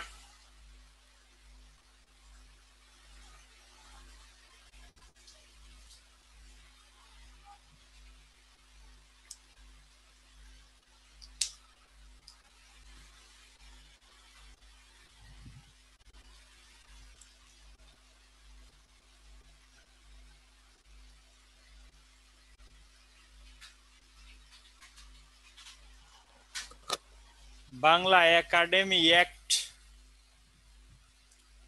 1957 সালের মাধ্যমে, বাংলা একাডেমি অ্যাক্ট 1957 আইনের মাধ্যমে বাংলা একাডেমিকে স্বায়ত্ত শাসন দেওয়া হয়। বাংলা একাডেমি অ্যাক্ট 1957 আইনের মাধ্যমে বাংলা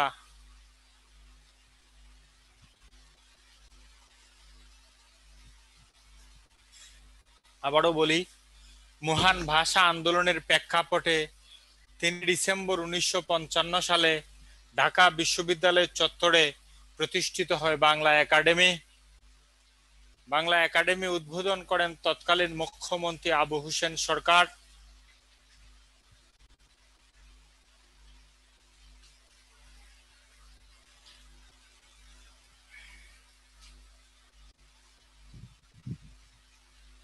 বাংলা একাডেমি অ্যাক্ট 1957 আইনের মাধ্যমে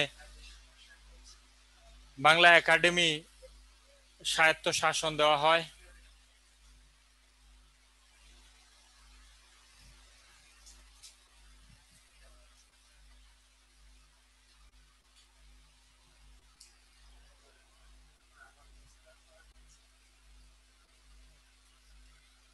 বাংলা একাডেমির পুরাতন, এটাও পরীক্ষা এসেছে, বাংলা একাডেমির পুরাতন নাম, বাংলা একাডেমি ভবনের পুরাতন নাম বর্ধমান হাউস।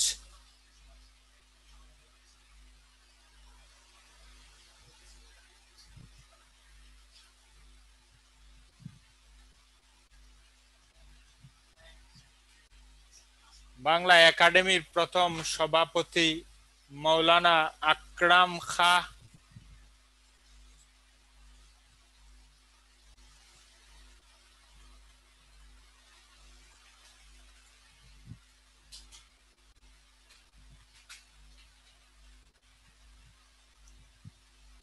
সভাপতি হচ্ছে মাওলানা আকরম খা।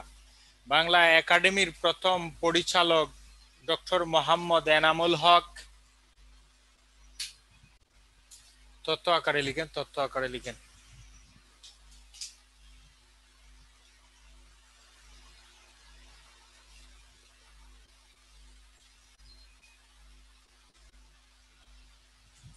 বাংলা একাডেমির প্রথম মহাপরিচালক, জি লাগবে। বাংলা একাডেমির প্রথম মহাপরিচালক ডক্টর মজহারুল ইসলাম। প্রথম মহিলা পরিচালক ডক্টর নীলিমা ইব্রাহিম।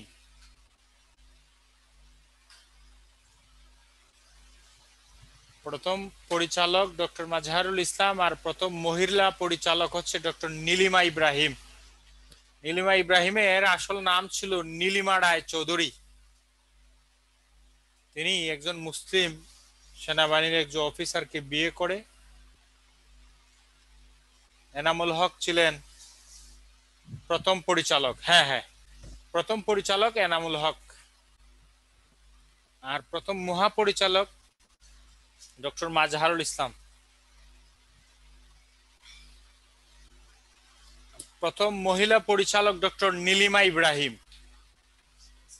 এবার লিখেন, বাংলা একাডেমি প্রতি বছর সাহিত্য পুরস্কার প্রদান করে।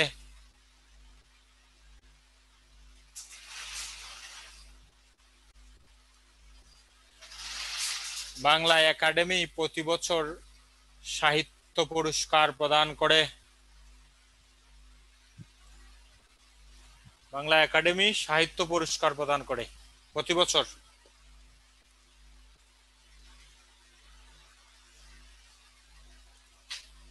এবার লিখেন, বাংলা একাডেমি পুরস্কার প্রবর্তন করে। বাংলা একাডেমি একটা পুরস্কার আছে, বাংলা একাডেমি পুরস্কার প্রবর্তন করে 1960 সালে। দুটি বিভাগের জন্য প্রথমে পুরস্কার দেওয়া হতো, পরে চারটি, প্রথমে একটি, তারপরে দুটি, তারপরে চারটি বিভাগ থেকে এই পুরস্কার প্রদান করা হয়। আমি এটা আমাদের পুরস্কার একটা টপিকস আছে লেকচার 5-এ না 6-এ, তখন আমি বলবো। তাহলে 1960 থেকে বাংলা একাডেমি সাহিত্য পুরস্কার শুরু হয়। তারপরে লিখুন, বাংলা একাডেমির সম্পাদিত পত্রিকা 6টি। বাংলা একাডেমির সম্পাদিত পত্রিকা 6টি।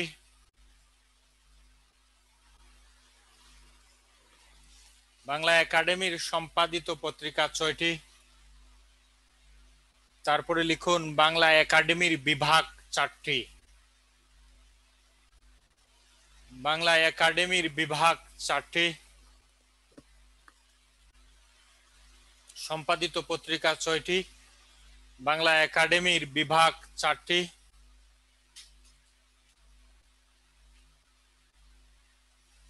তারপরে লিখুন, ক্লাস আজকের মতো এখানেই শেষ। অসংখ্য ধন্যবাদ সবাইকে।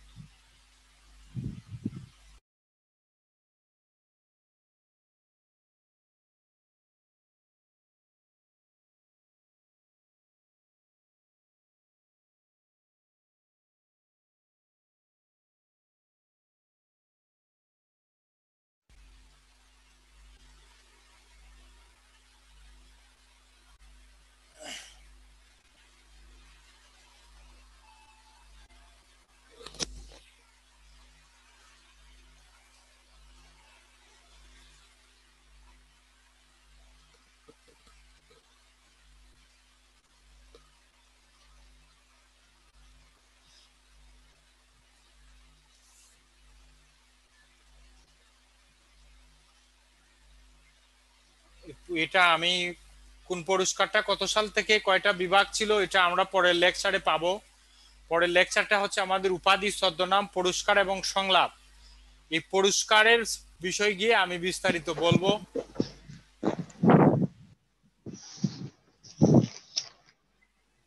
হ্যালো,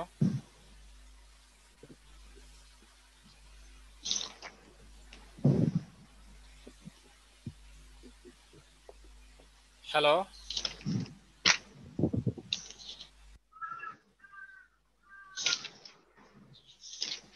একজন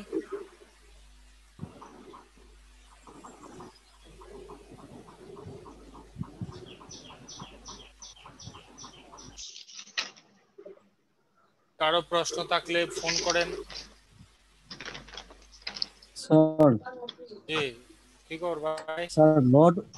স্যার লর্ড ওয়েলেসলি তার কাউন্সিলের সিদ্ধান্ত অনুযায়ী 4 মে 1800 কলকাতায় লালবাগের নিকটে স্যার কলেজটি প্রতিষ্ঠা করেন। এটার পূর্বে স্যার কি বলছিলেন ওইটুকু স্যার মনে ছিল না, মানে ও, শুনতে পারি। এরপরে বলছিলাম হচ্ছে বাংলা সাহিত্য বিকাশে যে সকল প্রতিষ্ঠানের গুরুত্বপূর্ণ ভূমিকা রয়েছে তার মধ্যে ফোর্ট উইলিয়াম কলেজটি অন্যতম। সহজ কথা, বাংলা সাহিত্য বিকাশে এই কলেজটি সবচেয়ে বেশি ভূমিকা রেখেছে। স্যার উন্মেষ পর্বটা 1801 থেকে 1861,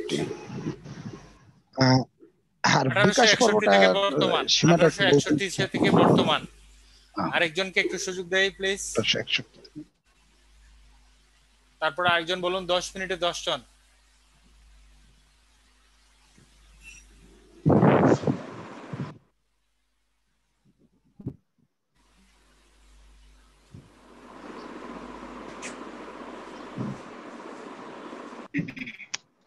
হ্যালো, জি শুনছি, লাউড এন্ড ক্লিয়ার, বলুন প্লিজ। ওয়ালাইকুম আসসালাম, বলুন প্লিজ। স্যার চণ্ডীচরণ মুন্সী লিখেছিলেন তার প্রকাশিত গ্রন্থ গ্রন্থ তোতার ইতিহাস, এটা কত সালে? চণ্ডীচরণ মুন্সী তার রচিত গ্রন্থের কথা বলছেন? 1805। 1805 সাল শেষে ছিল হয়তো। আচ্ছা, ঠিক আছে। অসংখ্য ধন্যবাদ ম্যাডাম, ভালো থাকুন। তারপরে আরেকজন বলুন।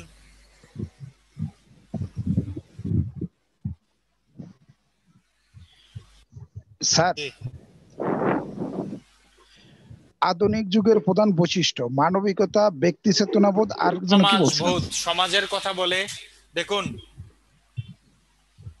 মধ্যযুগে সাহিত্যিক বৈশিষ্ট্য ছিল সাধারণত ধর্মকেন্দ্রিক, ধর্মকে নিয়ে। আপনি মনসা মঙ্গল কাব্য ধর্মকেন্দ্রিক, তারপরে মনসা মঙ্গল কাব্য, চণ্ডী মঙ্গল কাব্য, ধর্ম মঙ্গল কাব্য দেখবেন যে শুধু ধর্ম প্রধান ছিল। আধুনিক যুগে এসে সাধারণত ব্যক্তিদের নিয়ে, তারপরে মানবিকতাকে নিয়ে বলা হয় বেশি। সমাজবোধ, দেশপ্রেম, জাতীয়তাবোধের বৈশিষ্ট্য পাই আমরা আধুনিক যুগে সাহিত্যিক বৈশিষ্ট্য। অসংখ্য ধন্যবাদ। নেক্সট।